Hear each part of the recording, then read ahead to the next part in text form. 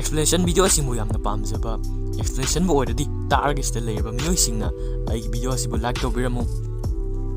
2002 da release tawkiba adugomlaba science fiction gi yamna nungairaba time travel amasung atai science ki oiba othokpa yaba fiction singbu pamjaba mioi singi onadi yamna langtakna hanba adugomlaba movie amani time machine 2002 film asigi director na Simon Wells producer na Walter F Park film asigi actor kharagi maming panjarabada Alexander Hardigan gi saktamda Guy Pearce Maragi saktamda Samantha Mumba Box 114 gi saktamda Orlando Jones Uber Morlock gi saktamdana Jeremy Irons aduga Alexander gi fiancee Emma gi saktamdana Fajaravi actor Sienna Guillory film asina mada chawrangna $80 million changki aduga film asina tankiba box office collection na $123 million hai mayam aigoinadi explanation video sembasi ahanba oibana amasung experience karimata leijadabagi video asi sembada yamna awaba ma oiki aduga matamsu yamna kuina changki adana video asi kara phajaki dabasu yai adubu mayamna nungaibiba targadi jungsoy shoina like tobiramu aduga makha tan atop explanation singi damakta subscribe tobiramu pare dudi film gi wari haunaba tawras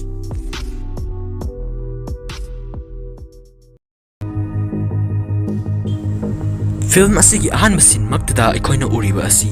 Dr. Alexander Hardigan yamna haidoi sing thoiraba mathematician amasung inventor asina New York City gi Columbia University da research work tawba asi ulli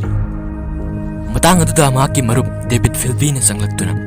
mahak numit hek tabaga Emma ga unabadu kaurabra hain hanglami madudagi Alexander adu mahakna holamni badu thunamak losiduna mayumda laglami Alexander Hardigan hairba nupa asi mayamna tamnadaba adugomnaba yamna radical oiba science ki idea singda research tawba pamjaba nupa amani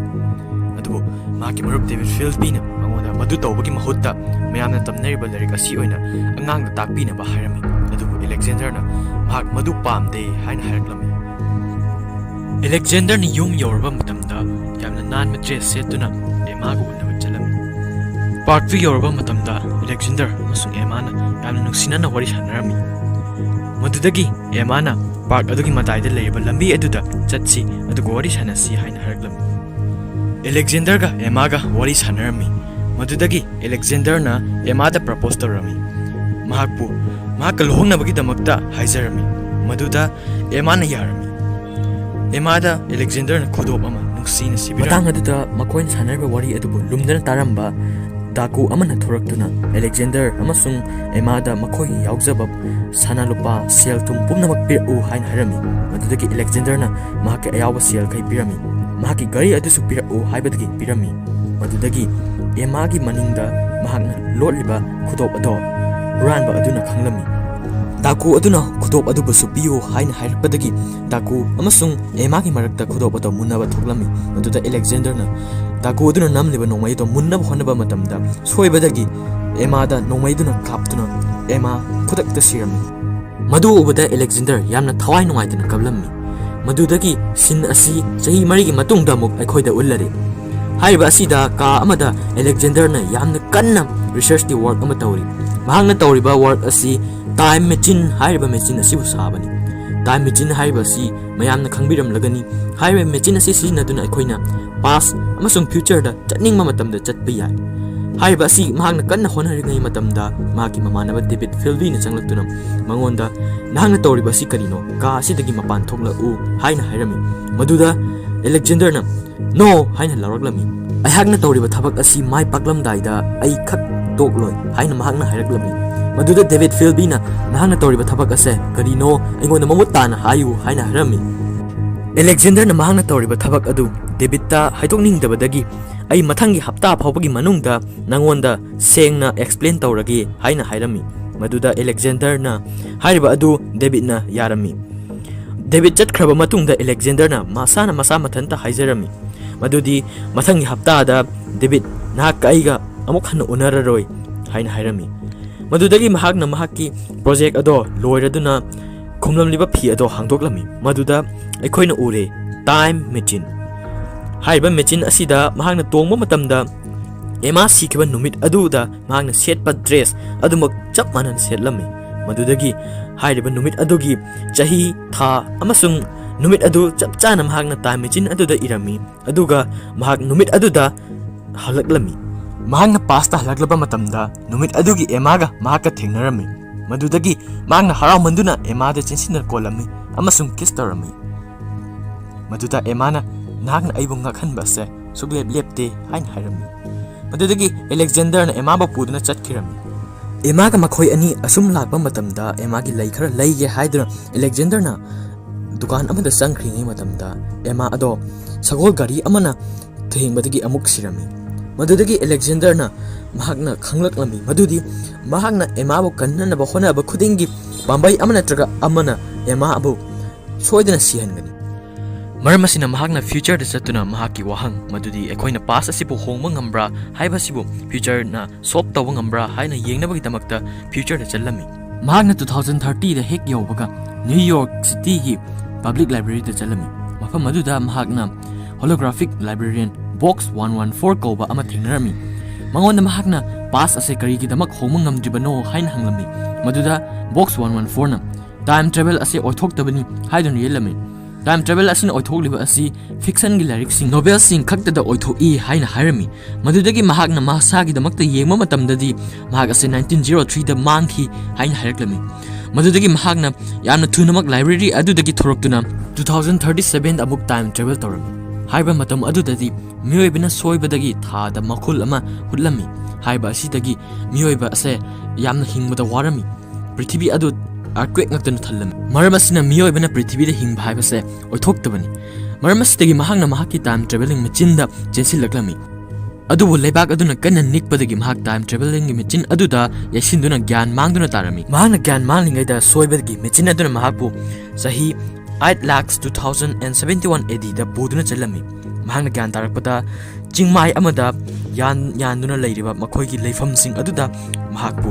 mara ko nupi amana kanpiraktuna leiramba adu thenarami matang asida mara haibasi kanano haibasi myamda saktaksagi mara haibasi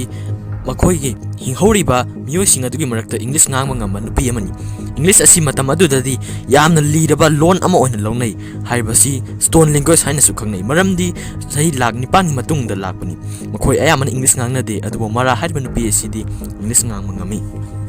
madudagi Alexander na khanglaklami madudi prithvi na tha kaibadagi sokhiba ado phare aduga hinghoriba miyoi sing ase iloi korami haiba iloi sing ase nungi jukki mi matawgumna leiri makoida science ki knowledge ama pawba leite numidangi matamda tha kaiba sing adu ubada Alexander na gyan taraklami madudi maki marup David Philby na haiba adu chummi madudi miyoibina sakhot pase yamna hinjilaklabadi amang ata thoklakani mahak tummagi matam yore tumma matamda mahaki mangda mamaidi yapanba hingsapa manba saktam singna makhogi ming kawbabu mahakna urami mahakna hogalakpa matamda marada mang adugi wari tamlami maduda marana iloi khudingmak haiba mang adu ui maramaduna madu kasu wafam thokte hain hairami mathangi numitta Alexander amasung marana tureal amada yamna nungaina hi thorami matang aduda Alexander nam makhoi iloi singi marakta ahal ama phawba leiba ute kari maramgino hain hanglaklami marana mangonda makhoi iloi sing ahal singdi loinamak sikre haina khumlami maduda marana khumliba adu Alexander ngaklami kamdauna ahal mayam ado sikribano madu oithoktabani haina Alexander hanglaklami marana Alexander da wafam kharadi haidoktabana hena phai haina hairami Alexander bu marana mahaki machine adu thibada mateng panglami machine adu ga mahak chatkhro haina marana hairami aduga mahaki manau nupa Kellen busu mahaka pukhro haina hairami Alexander na karigi damak nangin nanau nupa adu busu pukhro hairibano haina hanglaklami maduda marana paukum piba ngamdringaida makoina makhon ama tarami marana makoi ngasidi ngali haina hairaga manau babu kannabagi damakta kanna chenkirami iloi pum namak pakhatlami maramdi makhoibu yong manba monster singna landarami haiba monster sing asi morlok kawi amasung makoina iloi sing asibu chanabui damakta pharami maramasina ulle madudi iloi singi marakta karigi ahal ama phawbal yaudbano haibadu makoina sahi nifu sudingai mamangda makoi sing ase morlok sing aduna faduna sathokpiram maramaduna ni mara busu den amana palami aduga mahak pangtharami mara amasung atop iloising ado morlok sing na pharaga lebak makhada puthakirami morlok sing adu chatkraba matamda Alexander na yamna thawai sokna amasung sauna iloising thanglakami nakoina karigidamakta makoida khut handribano natragana phakriba mising adu kannabagidabakta karimata honadriba si karigino maduda iloising aduna hana landarabadi ekhoi hana logani maram aduna ne ekhoina khut handriba se hain hairaklami madudagi Alexander na maragi manau nupa kelenda hairami madudi makoina marakan basingamgani mafam amatang makoina khangba mafam amatang ta'o haina mangon hairami madudagi kelena but leifam amadi khangi hain hairaklami atopa waridi makoi chatkraba matungda haibadi morlok sing aduna makoi mi sing adubu pharaga chatkraba matungda morlok sing adugi wari sing ado makoina sanaba yade maram asina mahakna hairamde adubu mahakna but leifam aduda Alexander bu buduna chatlami haiba mafam asi mamangai tha kai jingaida New York ki public library adudani mafam aduda Alexander na box 114 ase hojik phawba chahi lak nipan gi matungda su function tawba du uram box 114 nasu Alexander bu ningsing lami amasung mangonda morlok sing ado kamdona phangani haina hairami Alexander da box 114 na mahaki oiba wari kaya amasu lirami madudi hana miyoiba haina leiramba ado hojikti jiba ani thokre amana iloi amana morlok iloi haiba sina lebaki matakta leiriba singa sini aduga morlok haiba sina lebaki makhasta leiriba sini adubo morlok singa sina iloi singa si pha phaduna makogi jinjak oina sai aduga makogi mathakta iloi sing landaba su ngamde haina Alexander da box 114 na wari lirami mathangda Alexander na mafam aduda chalami haiba mafam aduda kelena mak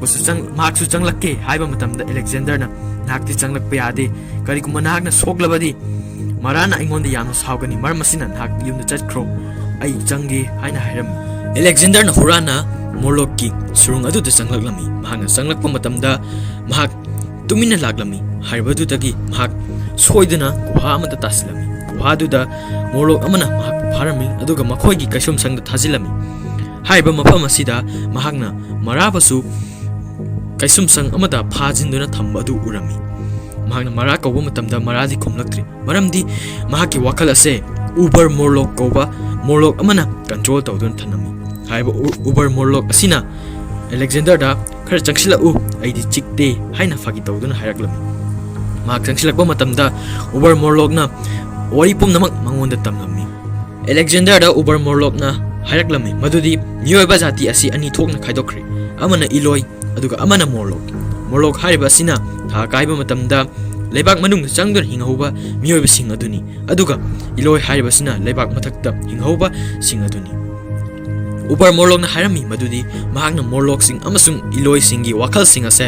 control torami aduga makhogi mang phawba mahakna control torami sai Alexander na ukhiba mang adu uber morlok asina thokhanbani uber morlok na masimasu harami madudi iloi sing asibu jaba khakta natana iloi maraktagi nupi masak phajaba singdi makoigi chawdanauda santhanabagi damakta thammi mara asisu makoina phajiliba si madugi damakta thamlibani Alexander gi memory sing asi uber morlok na urami amasung khanglami madudi mahakna time travel tawduna future da lakbani uber nam Alexander da masisu harami madudi mahakna control tawriba se tawdaba taragadi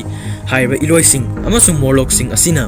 lairiba prithvi gi resourcing ase khutakta sina duna loisin kini maramasina control asi tawbana makhoi ase chang amada thamdibani Alexander na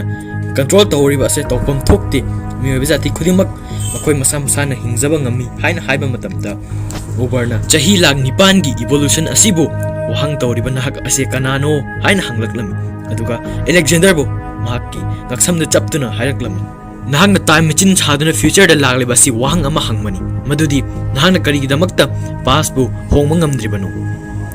nahangna time machine chariba asi ema si hibirani mahak siramdrabadi nahangna time machine ase saramloi maramasina kamdawna nahangna time machine asi sijinaduna ema bu kanba ngamgadribano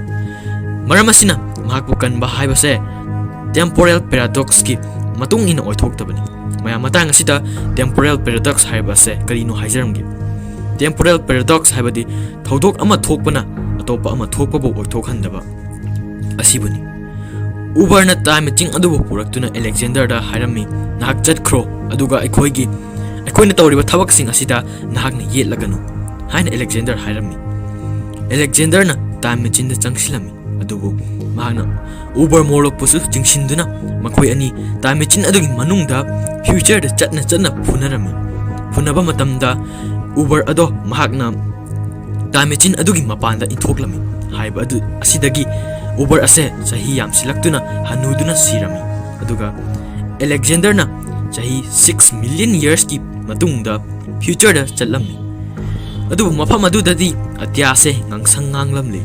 ꯑꯗꯨꯒ ꯃꯣꯔꯂꯣꯛꯀꯤ ꯒꯨꯍꯥ ꯈꯛꯇꯃꯛ ꯂꯩꯔꯝꯂꯦ ꯍꯥꯏꯔꯤꯕꯁꯤꯝꯅ ꯄ꯭ꯔꯤꯊꯤꯕꯤ ꯑꯁꯦ ꯑꯃꯨꯛ ꯍꯟꯅ ꯃꯣꯔꯂꯣꯛꯁꯤꯡꯅ ꯃꯥꯡꯍꯟꯈ꯭ꯔꯦ ꯄ꯭ꯔꯤꯊꯤꯕꯤ ꯑꯁꯦ ꯃꯥꯡꯍꯟ ꯇꯥꯛꯍꯟꯕ ꯑꯣꯏꯗꯨꯅ ꯃꯤꯑꯣꯏꯕ ꯖꯥꯇꯤꯅ ꯍꯤꯡꯕꯗ ꯑꯣꯏꯊꯣꯛꯇꯕ ꯍꯥꯏꯕꯗꯨ ꯑꯣꯏꯔꯦ ꯍꯥꯏꯔꯤꯕꯁꯤꯡ ꯑꯁꯤ ꯃꯣꯔꯂꯣꯛꯁꯤꯡꯅ ꯊꯣꯛꯍꯟꯕꯅꯤ ꯃꯔꯝ ꯑꯁꯤꯅ ꯑꯂꯦꯛꯖꯦꯟꯗꯔꯅ ꯄꯥꯁꯇ ꯃꯔꯥ ꯀꯟꯕ ꯑꯃꯨꯛ ꯂꯥꯛꯂꯝꯃꯤ ꯃꯍꯥꯛꯅ ꯃꯔꯥꯕꯨ ꯀꯜꯂꯕ ꯃꯇꯨꯡꯗ ꯃꯍꯥꯛꯀꯤ ꯇꯥꯏꯝ ꯃꯦꯆꯤꯟ ꯑꯗꯨ ꯀꯥꯏꯅꯕ ꯃꯍꯥꯛꯅ ꯁꯤꯜꯂꯝꯃꯤ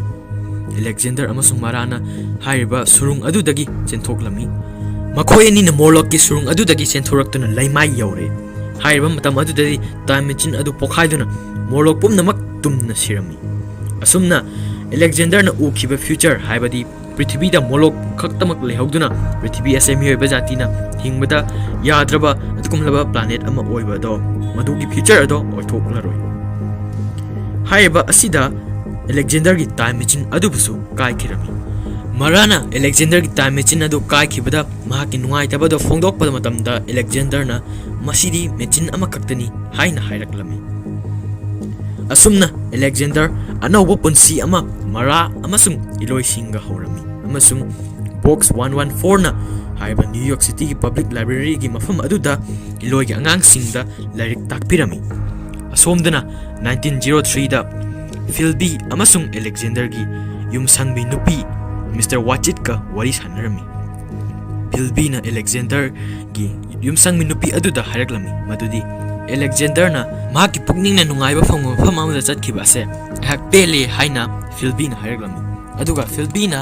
ꯃꯤꯁꯇ꯭ꯔꯦꯁ ꯋꯥꯆꯤꯠꯄꯨꯁꯨ ꯃꯍꯥꯛꯀꯤ ꯌꯨꯝꯁꯪꯕꯤ ꯑꯃ ꯑꯣꯏꯕꯤꯌꯨ ꯍꯥꯏꯅ ꯍꯥꯏꯖꯔꯝꯃꯤ ꯃꯗꯨꯗ ꯃꯤꯁꯇ꯭ꯔꯦꯁ ꯋꯥꯆꯤꯠꯅ ꯍꯥꯏꯔꯤꯕ ꯑꯗꯣ ꯑꯣꯏꯒꯦ ꯑꯗꯨꯕꯨ ꯑꯂꯦꯛꯖꯦꯟꯗꯔ ꯍꯜꯂꯛꯇ꯭ꯔꯤꯕ ꯐꯥꯎꯕ ꯈꯛꯇꯅꯤ ꯍꯥꯏꯅ ꯍꯥꯏꯔꯝꯃꯤ ꯑꯗꯨꯒ ꯐꯤꯜꯕꯤꯅ ꯆꯠꯇ꯭ꯔꯤꯉꯩꯗ ꯑꯂꯦꯛꯖꯦꯟꯗꯔꯒꯤ ꯂꯦꯕꯣꯔꯦꯇꯔꯤ ꯑꯗꯣ ꯑꯃꯨꯛꯇꯪ ꯄꯦꯟꯅ ꯌꯦꯡꯖꯔꯝꯃꯤ ꯑꯗꯨꯒ ꯐꯤꯜꯝ ꯑꯁꯤ ꯃꯇꯥꯡ ꯑꯁ꯭ꯋꯥꯏꯗ ꯂꯣꯏꯁꯤꯜꯂꯝꯃꯤ ꯃꯌꯥꯝꯅ ꯉꯁꯤꯒꯤ ꯑꯩꯒꯤ ꯑꯦꯛꯁꯄ꯭ꯂꯦꯅꯦꯁꯟ ꯑꯁꯤ ꯀꯝꯗꯧꯕꯤꯕꯒꯦ ꯍꯥꯏꯕꯗꯨ ꯀꯃꯦꯟ ꯕꯣꯛꯁꯇ ꯏꯕꯤꯔꯝꯃꯨ ꯑꯗꯨꯒ ꯚꯤꯗꯤꯑꯣ ꯑꯁꯤ ꯌꯦꯡꯕꯗ ꯅꯨꯡꯉꯥꯏꯕꯤꯕ ꯇꯥꯔꯒꯗꯤ ꯂꯥꯏꯛ ꯇꯧꯕꯤꯔꯝꯃꯨ ꯑꯗꯨꯒ ꯁꯕꯁꯀ꯭ꯔꯥꯏꯕ ꯇꯧꯕꯤꯔꯝꯃꯨ ꯃꯊꯪꯗ ꯅꯨꯡꯉꯥꯏꯔꯕ ꯐꯤꯜꯝ ꯀꯌꯥꯒꯤ ꯑꯦꯛꯁꯄ꯭ꯂꯦꯅꯦꯁꯟ ꯄꯨꯗꯨꯅ ꯂꯥꯛꯆꯒꯦ ꯃꯇꯝ ꯑꯃꯒꯤ ꯀꯥꯡꯈꯣꯡ ꯆꯥꯏꯔꯕ ꯐ꯭ꯌꯨꯆꯔꯗ ꯃꯌꯨꯝ ꯃꯀꯩ ꯄꯥꯟꯗꯕ ꯑꯁꯤ ꯀ꯭ꯔꯥꯏꯝ ꯑꯃ ꯑꯣꯏꯅ ꯂꯧꯔꯝꯃꯤ ꯍꯥꯏꯕꯗꯤ ꯁꯤꯡꯒꯜ ꯑꯣꯏꯔꯤꯕ ꯃꯤꯑꯣꯏꯁꯤꯡ ꯑꯁꯤ ꯀ꯭ꯔꯤꯃꯤꯅꯦꯜꯁꯤꯡꯅꯤ ꯄ꯭ꯔꯤꯊꯤꯕꯤ ꯑꯁꯤꯗ ꯂꯩꯒꯦ ꯍꯥꯏꯕ ꯇꯥꯔꯒꯗꯤ ꯃꯤ ꯑꯃꯅ ꯃꯌꯨꯝ ꯄꯥꯟꯒꯗꯕꯅꯤ ꯃꯤꯄꯨꯝ ꯈꯨꯗꯤꯡꯃꯛꯅ ꯃꯐꯝ ꯑꯃ ꯍꯦꯛ ꯆꯠꯄ ꯃꯇꯝꯗ ꯃꯈꯣꯏꯒꯤ ꯄꯥꯔꯠꯅꯔꯁꯤꯡꯒ ꯂꯣꯏꯅꯒꯗꯕꯅꯤ ꯅꯠꯇ꯭ꯔꯕꯗꯤ ꯃꯈꯣꯏ ꯑꯁꯤ ꯑꯥꯏꯟꯒꯤ ꯑꯣꯏꯕ ꯆꯩꯔꯥꯛ ꯐꯪꯒꯅꯤ ꯀꯔꯤꯒꯨꯝꯕ ꯃꯈꯣꯏꯒꯤ ꯄꯥꯔꯠꯅꯔꯁꯤꯡ ꯑꯗꯨꯅ ꯃꯈꯣꯏꯕꯨ ꯊꯥꯗꯣꯛꯇꯨꯅ ꯆꯠꯈ꯭ꯔꯕ ꯅꯠꯇ꯭ꯔꯒꯅ ꯂꯩꯈꯤꯗ꯭ꯔꯕ ꯇꯥꯔꯒꯗꯤ ꯃꯈꯣꯏ ꯑꯁꯤ ꯍꯣꯇꯦꯜ ꯑꯃꯗ ꯄꯨꯔꯛꯏ ꯃꯐꯝ ꯑꯗꯨꯗ ꯀꯔꯤꯒꯨꯝꯕ ꯃꯈꯣꯏꯅ ꯅꯨꯃꯤꯠ 45ꯒꯤ ꯃꯇꯝꯗ ꯄꯥꯔꯠꯅꯔ ꯑꯃ ꯐꯪꯗꯕ ꯇꯥꯔꯒꯗꯤ ꯃꯈꯣꯏ ꯑꯁꯤ ꯁꯥ ꯑꯃ ꯑꯣꯟꯊꯣꯛꯀꯅꯤ ꯐꯤल्म ꯑꯁꯤꯒꯤ ꯄ꯭ꯔꯣꯇꯥꯒꯣꯅꯤꯁ ꯗꯦꯕꯤꯠꯅ ꯀꯝꯗꯧꯅ ꯐꯤꯚꯝ ꯑꯁꯤ ꯃꯥꯌꯣꯛꯅꯈꯤꯕ ꯍꯥꯏꯕꯗꯨ ꯈꯪꯕꯤꯅꯕꯒꯤꯗꯃꯛꯇ ꯚꯤꯗꯤꯑꯣ ꯑꯁꯤ ꯂꯣꯏꯕ ꯐꯥꯎꯕꯗꯪ ꯌꯦꯡꯕꯤꯌꯨ Hello friends, welcome back to my channel. mayambu Naresh Marangthemna taram nokchari. Ngasi aina pudun laksariba film asina 2015 gi The Lobster. Film gi wari liba haujarge. Film asi horakpada nupi amana lambi amada car thodun lakpa si ekoina ui. Magna gada ngakta leiba lampak amada yorakle. Apamaduda magna magi car adu khamlaga thoglakdami. Aduga nomai ama paiduna gada amabu kaptuna halami. Madugi matungda hojik sin asi film asigi protagonist asi udli. Maki maming David Goy. Mak asi architect amani. Mak asi maki nupina atopa nupa amagidamak thadoktuna satkraba nupa amani. Maram asina hotel asida makpu purakli. Mafam asida makpu numit 45 gi matam piri. Matam asigi manungda makna mahakasanaba partner ama phangadabani. Kariguma phangdaba taragadi mak asi sa ama onhangani.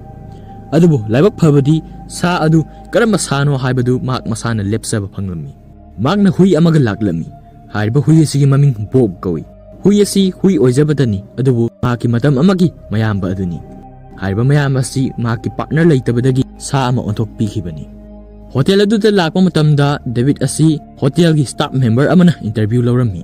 mafam aduda hotel gi staff member aduna David da relationship amagi rules sing adu haraklami madudi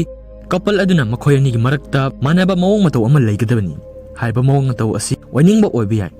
mittangba khuttekpa thamoi pandaba natragana ama hek oiba yai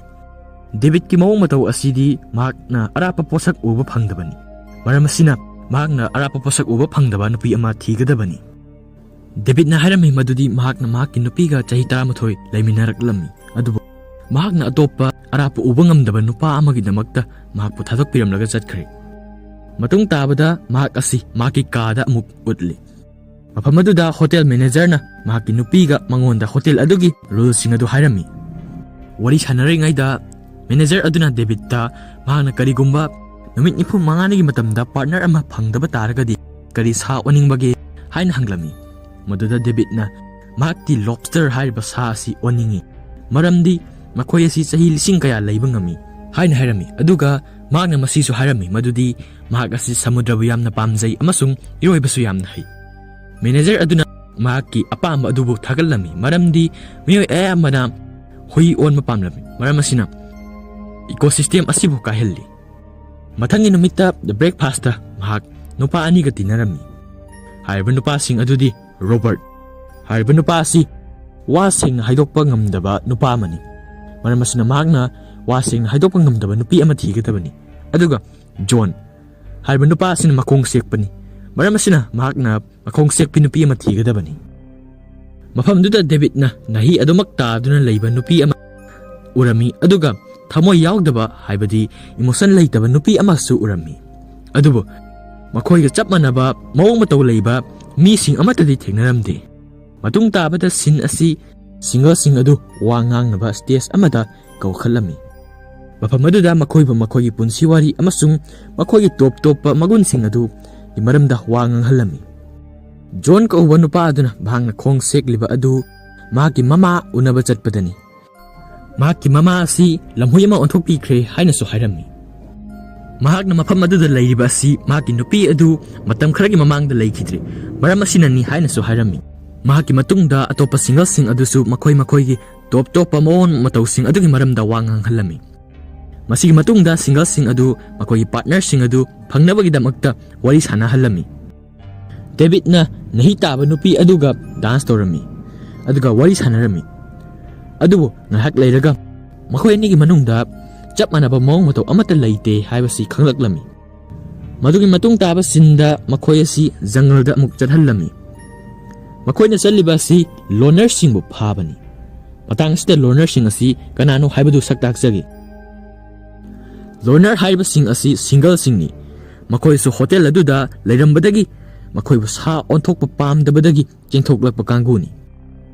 kariguma makhoi na chengthoklakpa matamda sarda leiba taragadi police na makhoi bu hotel aduda amuk hanna thilakani maram asina makhoi na jungle da chattuna mafam aduda colony amal saduna leikhre haiba loner sing asibu single sing da phanabagi chance mompi haiba single sing asina loner sing asibu phaba taragadi makhoi hotel aduda leihobagi numit masing aduda tingsingadawribani loner sing adubu pharaba matungda makhoi asi hotel da muk puroklaga sa onthokadawribani ahan numit aduda David na loner ama phaba ngamlamde maram asina maki numit asi asumak tensilakli single sing adugi maraktagi khwaidagi haiba hunter di thamoi pandaba nupi aduni mahakti emotion amata leitabanina mi bu apha punna tawbada kadimanta nungaidaba phauramde mahakna nongmada loner 10 muk phaba ngamlami masi matungda hotel adugi angakpa niyam sing adusu aikhoida khanghalle hotel asigi angakpa niyam kaya marum lei madudi numidangda hotel mate aduna makhoida pleasure pigadabani masigi maramdi makhoibu makhoigi partner sing adu thiningba pokhanabagi damaktani mathangi loner phaba chatpa matamda David na biscuit pamanupi aduga phaminarami makhoi ni wari hanarami adubu mahaki mawong matau asidi butter biscuit pamjabani ꯍꯥꯏꯔꯤꯕ ꯑꯁꯤꯗꯤ ꯗꯦꯕꯤꯠꯀ ꯆꯥꯟꯅꯕ ꯀꯔꯤꯃꯠꯇ ꯂꯩꯇ꯭ꯔꯦ꯫ ꯃꯍꯥꯛꯀ ꯗꯦꯕꯤꯠꯀ ꯋꯥꯔꯤ ꯁꯥꯟꯅꯕ ꯃꯇꯝꯗ ꯗꯦꯕꯤꯠꯅ ꯃꯉꯣꯟꯗ ꯏꯟꯇꯔꯦꯁ ꯀꯔꯤꯃꯠꯇ ꯎꯠꯂꯝꯗ꯭ꯔꯦ꯫ ꯅꯨꯄꯤ ꯑꯗꯨꯅ ꯃꯉꯣꯟꯗ ꯁꯦꯛꯁꯨꯑꯦꯜ ꯐꯦꯚꯔ ꯐꯥꯎꯕ ꯎꯠꯂꯕ ꯃꯇꯝꯗ ꯗꯦꯕꯤꯠꯅ ꯃꯍꯥꯛꯄꯨ ꯄꯥꯝꯕꯤꯗ꯭ꯔꯦ꯫ ꯃꯔꯝ ꯑꯁꯤꯅ ꯃꯈꯣꯏ ꯑꯅꯤ ꯀꯄꯜ ꯑꯃ ꯑꯣꯏꯕ ꯍꯥꯏꯕꯁꯤ ꯑꯣꯏꯊꯣꯛꯇꯕꯅꯤ꯫ ꯃꯈꯣꯏ ꯑꯅꯤ ꯑꯁꯨꯝ ꯋꯥꯔꯤ ꯁꯥꯟꯅꯔꯤꯉꯩꯗ ꯅꯨꯄꯤ ꯑꯗꯨꯅ ꯍꯥꯏꯗꯣꯛꯂꯛꯂꯝꯃꯤ ꯃꯗꯨꯗꯤ ꯀꯔꯤꯒꯨꯝꯕ ꯃꯍꯥꯛꯅ ꯄꯥꯔꯠꯅꯔ ꯑꯃ ꯃꯇꯝ ꯆꯥꯅ ꯐꯪꯗꯕ ꯇꯥꯔꯒꯗꯤ ꯃꯍꯥꯛꯅ ꯊꯣꯡꯅꯥꯎꯗꯒꯤ ꯆꯣꯡꯊꯔꯒ ꯃꯁꯥ ꯃꯊꯟꯇ ꯁꯨꯏꯁꯥꯏꯗ ꯇꯧꯖꯒꯅꯤ꯫ ꯍꯧꯖꯤꯛ ꯃꯁꯤꯒꯤ ꯃꯇꯨꯡ ꯇꯥꯕ ꯁꯤꯟꯗ ꯁ꯭ꯋꯤꯃꯤꯡ ꯁꯦꯁꯟ ꯑꯃꯗ ꯃꯈꯣꯡ ꯁꯦꯛꯄ ꯖꯣꯟꯅ ꯃꯍꯥꯛꯀꯤ ꯅꯥꯇꯣꯟ ꯑꯗꯨꯕꯨ ꯌꯩꯁꯤꯜꯂꯒ ꯏ ꯊꯣꯛꯍꯜꯂꯝꯃꯤ꯫ ꯃꯍꯥꯛꯅ ꯇꯧꯔꯤꯕ ꯑꯁꯤ ꯅꯍꯤ ꯇꯥꯕ ꯅꯨꯄꯤ ꯑꯗꯨꯒ ꯃꯈꯣꯏ ꯑꯅꯤ ꯃꯑꯣꯡ ꯃꯇꯧ ꯃꯥꯟꯅꯩ ꯍꯥꯏꯔꯒ ꯃꯈꯣꯏ ꯑꯅꯤ ꯀꯄꯜ ꯑꯣꯏꯅꯕꯅꯤ꯫ ꯃꯁꯤꯒꯤ ꯃꯇꯨꯡꯗ ꯃꯍꯥꯛꯅ ꯅꯍꯤ ꯇꯥꯕ ꯅꯨꯄꯤ ꯑꯗꯨꯒꯤ ꯃꯅꯥꯛꯇ ꯂꯥꯛꯂꯝꯃꯤ ꯑꯗꯨꯒ ꯃꯍꯥꯛꯁꯨ ꯅꯍꯤ ꯑꯗꯨꯃꯛ ꯇꯥꯗꯨꯅ ꯂꯩꯔꯦ ꯍꯥꯏꯅ ꯍꯥꯏꯖꯤꯜꯂꯝꯃꯤ꯫ ꯃꯁꯤꯗꯒꯤ ꯃꯈꯣꯏ ꯑꯅꯤ ꯑꯁꯤꯒꯤ ꯃꯑꯣꯡ ꯑꯁꯤ ꯆꯥꯟꯅꯔꯦ ꯍꯥꯏꯅ ꯃꯦꯅꯦꯖꯔ ꯑꯗꯨꯗ ꯍꯥꯏꯔꯝꯃꯤ꯫ ꯃꯊꯪꯒꯤ ꯏꯚꯤꯅꯤꯡ ꯄꯥꯔꯇꯤꯗ ꯃꯈꯣꯏ ꯑꯅꯤ ꯑꯁꯤ ꯀꯄꯜ ꯑꯃ ꯑꯣꯏꯔꯦ ꯍꯥꯏꯅ ꯂꯥꯎꯊꯣꯛꯂꯝꯃꯤ ꯑꯗꯨꯒ ꯗꯕꯜ ꯔꯨꯝ ꯑꯃꯁꯨ ꯄꯤꯔꯝꯃꯤ꯫ ꯅꯨꯃꯤꯠ ꯈꯔꯅꯤꯒꯤ ꯃꯇꯨꯡꯗ ꯕꯇꯔ ꯕꯤꯁꯀꯨꯠ ꯄꯥꯝꯖꯕ ꯅꯨꯄꯤ ꯑꯗꯨ ꯊꯣꯡꯅꯥꯎ ꯑꯃꯗꯒꯤ ꯆꯣꯡꯊꯔꯛꯂꯝꯃꯤ꯫ ꯃꯍꯥꯛꯅ ꯆꯣꯡꯊꯔꯛꯄ ꯃꯇꯝꯗ ꯃꯍꯥꯛ ꯆꯩꯅꯥꯒ ꯂꯣꯏꯅꯅ ꯀꯞꯂꯝꯃꯤ ꯑꯗꯨꯕꯨ ꯃꯍꯥꯛꯅ ꯇꯧꯔꯤꯕ ꯑꯗꯨ ꯊꯃꯣꯏ ꯄꯥꯟꯗꯕ ꯅꯨꯄꯤ ꯑꯗꯨꯅ ꯎꯔꯝꯃꯤ꯫ ꯑꯗꯨꯝ ꯑꯣꯏꯅꯃꯛ ꯃꯍꯥꯛꯅ ꯍꯧꯒꯠꯇꯨꯅ ꯃꯍꯥꯛꯀꯤ ꯃꯇꯦꯡ ꯄꯥꯡꯅꯕ ꯍꯣꯠꯅꯈꯤꯗꯦ ꯃꯔꯝꯗꯤ ꯃꯍꯥꯛꯇꯤ ꯏꯃꯣꯁꯟ ꯂꯩꯇꯕ ꯅꯨꯄꯤ ꯑꯃꯅꯤ꯫ ꯊꯣꯡꯅꯥꯎꯗꯒꯤ ꯆꯣꯡꯊꯣꯔꯛꯄ ꯅꯨꯄꯤ ꯑꯗꯨ ꯉꯥꯏꯍꯥꯛꯀꯤ ꯃꯇꯨꯡꯗ ꯁꯤꯈ꯭ꯔꯦ꯫ ꯃꯁꯤ ꯎꯕꯗ ꯗꯦꯕꯤꯠꯅ ꯃꯍꯥꯛ ꯊꯃꯣꯏ ꯄꯥꯟꯗꯕ ꯁꯥꯔꯒ ꯊꯃꯣꯏ ꯄꯥꯟꯗꯕ ꯅꯨꯄꯤ ꯑꯗꯨꯒ ꯃꯍꯥꯛꯀ ꯀꯄꯜ ꯑꯃ ꯑꯣꯏꯔꯒꯦ ꯍꯥꯏꯅ ꯈꯜꯂꯝꯃꯤ꯫ ꯃꯁꯤꯒꯤꯗꯃꯛ ꯃꯍꯥꯛꯅ ꯅꯨꯄꯤ ꯑꯗꯨꯒꯤ ꯃꯅꯥꯛꯇ ꯂꯥꯛꯂꯝꯃꯤ ꯑꯗꯨꯒ ꯃꯈꯣꯏ ꯑꯅꯤ ꯋꯥꯔꯤ ꯁꯥꯔꯝꯃꯤ꯫ ꯃꯍꯥꯛꯁꯨ ꯃꯤ ꯑꯃꯠꯇꯒꯤ ꯑꯋꯥꯕ ꯈꯟꯗꯦ ꯍꯥꯏꯅ ꯍꯥꯏꯔꯝꯃꯤ ꯑꯗꯨꯒ ꯃꯍꯥꯛꯁꯨ ꯊꯃꯣꯏ ꯄꯥꯟꯗꯦ ꯃꯔꯝ ꯑꯁꯤꯅ ꯃꯈꯣꯏ ꯑꯅꯤ ꯀꯄꯜ ꯑꯣꯏꯕ ꯌꯥꯒꯅꯤ ꯍꯥꯏꯅ ꯅꯨꯄꯤ ꯑꯗꯨꯗ ꯍꯥꯏꯔꯝꯃꯤ꯫ ꯅꯨꯄꯤ ꯑꯗꯨꯁꯨ ꯊꯃꯣꯏ ꯄꯥꯟꯗꯕ ꯅꯨꯄꯥ ꯑꯃꯕꯨ ꯊꯤꯔꯝꯕꯅꯤꯅ ꯃꯍꯥꯛ ꯂꯥꯛꯄ ꯃꯇꯝꯗ ꯃꯍꯥꯛꯄꯨ ꯄꯥꯝꯂꯝꯃꯤ꯫ ꯃꯈꯣꯏ ꯑꯅꯤ ꯉꯥꯏꯍꯥꯛ ꯋꯥꯔꯤ ꯁꯥꯟꯅꯔꯝꯃꯤ꯫ ꯃꯇꯝ ꯑꯗꯨꯗ ꯗꯦꯕꯤꯠꯅ ꯃꯍꯥꯛꯀꯤ ꯊꯃꯣꯏ ꯄꯥꯟꯗꯕ ꯃꯇꯧ ꯑꯗꯨ ꯑꯗꯨꯃꯛ ꯎꯠꯂꯝꯃꯤ꯫ ꯃꯁꯤꯗꯒꯤ ꯃꯈꯣꯏ ꯑꯅꯤꯁꯤ ꯀꯄꯜ ꯑꯃ ꯑꯣꯏꯕ ꯌꯥꯔꯒꯅꯤ ꯍꯥꯏꯅ ꯂꯦꯞꯂꯝꯃꯤ꯫ ꯅꯣꯡꯃꯒꯤ ꯅꯨꯃꯤꯠꯇ ꯃꯈꯣꯏ ꯑꯅꯤ ꯍꯣꯠ ꯇꯕ ꯑꯃꯗ ꯂꯩꯔꯝꯃꯤ꯫ ꯃꯐꯝ ꯑꯗꯨꯗ ꯅꯨꯄꯤ ꯑꯗꯨꯅ ꯅꯨꯄꯥ ꯑꯁꯤ ꯑꯁꯦꯡꯕꯃꯛꯀꯤ ꯏꯃꯣꯁꯟ ꯂꯩꯇꯕ꯭ꯔꯥ ꯍꯥꯏꯕꯗꯨ ꯌꯦꯡꯒꯦ ꯍꯥꯏꯗꯨꯅ ꯃꯍꯥꯛ ꯁꯤꯖꯤꯟꯅꯕ ꯁꯥꯔꯝꯃꯤ꯫ ꯃꯍꯥꯛꯅ ꯁꯤꯖꯤꯟꯅꯔꯤꯕ ꯑꯁꯤꯒꯤ ꯃꯔꯝꯗꯤ ꯗꯦꯕꯤꯠꯅ ꯀꯔꯤ ꯇꯧꯔꯛꯄꯒꯦ ꯍꯥꯏꯕꯗꯨ ꯌꯦꯡꯅꯅꯕꯅꯤ ꯑꯗꯨꯕꯨ ꯗꯦꯕꯤꯠꯅ ꯃꯍꯥꯛ ꯁꯤꯕ ꯎꯕꯗ ꯀꯔꯤꯃꯠꯇ ꯇꯧꯔꯝꯗꯦ꯫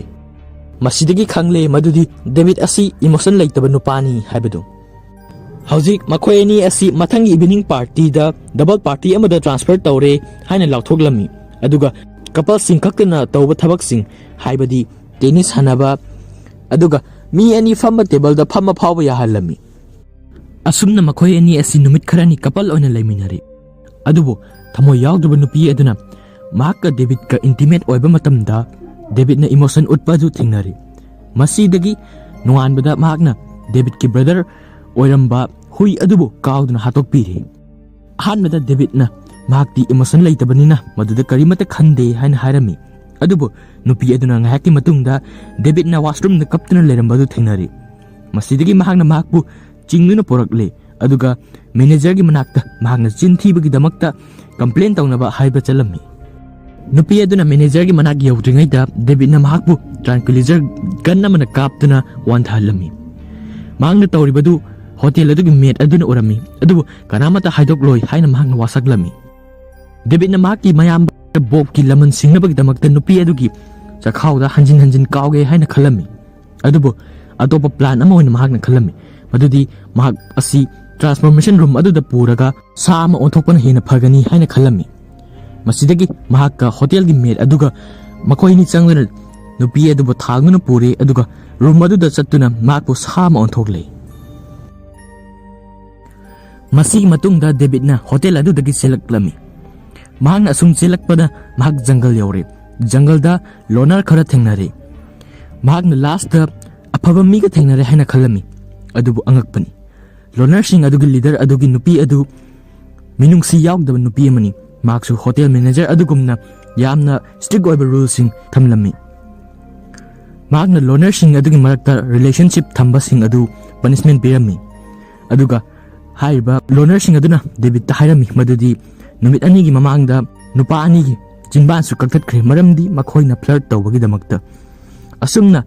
ꯗꯦꯕꯤꯠꯇ ꯃꯈꯣꯏꯅ ꯔꯨꯜꯁꯤꯡ ꯑꯗꯨ ꯍꯥꯏꯔꯕ ꯃꯇꯨꯡꯗ ꯃꯍꯥꯛꯄꯨ ꯂꯣꯅꯔ ꯀꯥꯡꯕꯨꯗ ꯋꯦꯜꯀꯝ ꯇꯧꯔꯝꯃꯤ꯫ ꯗꯦꯕꯤꯠꯅ ꯍꯦꯛ ꯂꯥꯛꯄꯒ ꯂꯣꯅꯔ ꯀꯥꯡꯕꯨ ꯑꯗꯨꯗꯒꯤ ꯃꯁꯝ ꯑꯃꯨꯕꯤ ꯅꯨꯄꯤ ꯑꯃꯅ ꯃꯍꯥꯛꯄꯨ ꯎꯔꯝꯃꯤ꯫ ꯍꯥꯏꯔꯤꯕ ꯅꯨꯄꯤ ꯑꯁꯤꯁꯨ ꯁꯣꯔꯠ ꯁꯥꯏꯇꯦꯠ ꯑꯣꯏ, ꯍꯥꯏꯕꯗꯤ ꯑꯔꯥꯞꯄ ꯎꯕ ꯉꯝꯗꯕ ꯅꯨꯄꯤ ꯑꯃꯅꯤ꯫ ꯃꯔꯝ ꯑꯁꯤꯅ ꯃꯍꯥꯛ ꯗꯦꯕꯤꯠꯄꯨ ꯄꯥꯝꯂꯝꯃꯤ꯫ ꯑꯗꯨꯕꯨ ꯂꯣꯅꯔꯁꯤꯡ ꯑꯗꯨꯒꯤ ꯔꯨꯜꯒꯤ ꯃꯇꯨꯡ ꯏꯟꯅ ꯃꯍꯥꯛꯅ ꯃꯉꯣꯟꯗ ꯃꯔꯨꯞ ꯑꯃ ꯑꯣꯏꯅ ꯋꯥꯔꯤ ꯁꯥꯅꯔꯝꯃꯤ, ꯑꯗꯨꯒ ꯃꯈꯣꯏ ꯑꯅꯤ ꯔꯤꯂꯦꯁꯟꯁꯤꯞ ꯂꯩꯕ ꯌꯥꯗꯦ ꯍꯥꯏꯕꯁꯤꯒꯤ ꯋꯥꯈꯜꯗ ꯑꯗꯨꯃꯛ ꯂꯩꯔꯝꯃꯤ꯫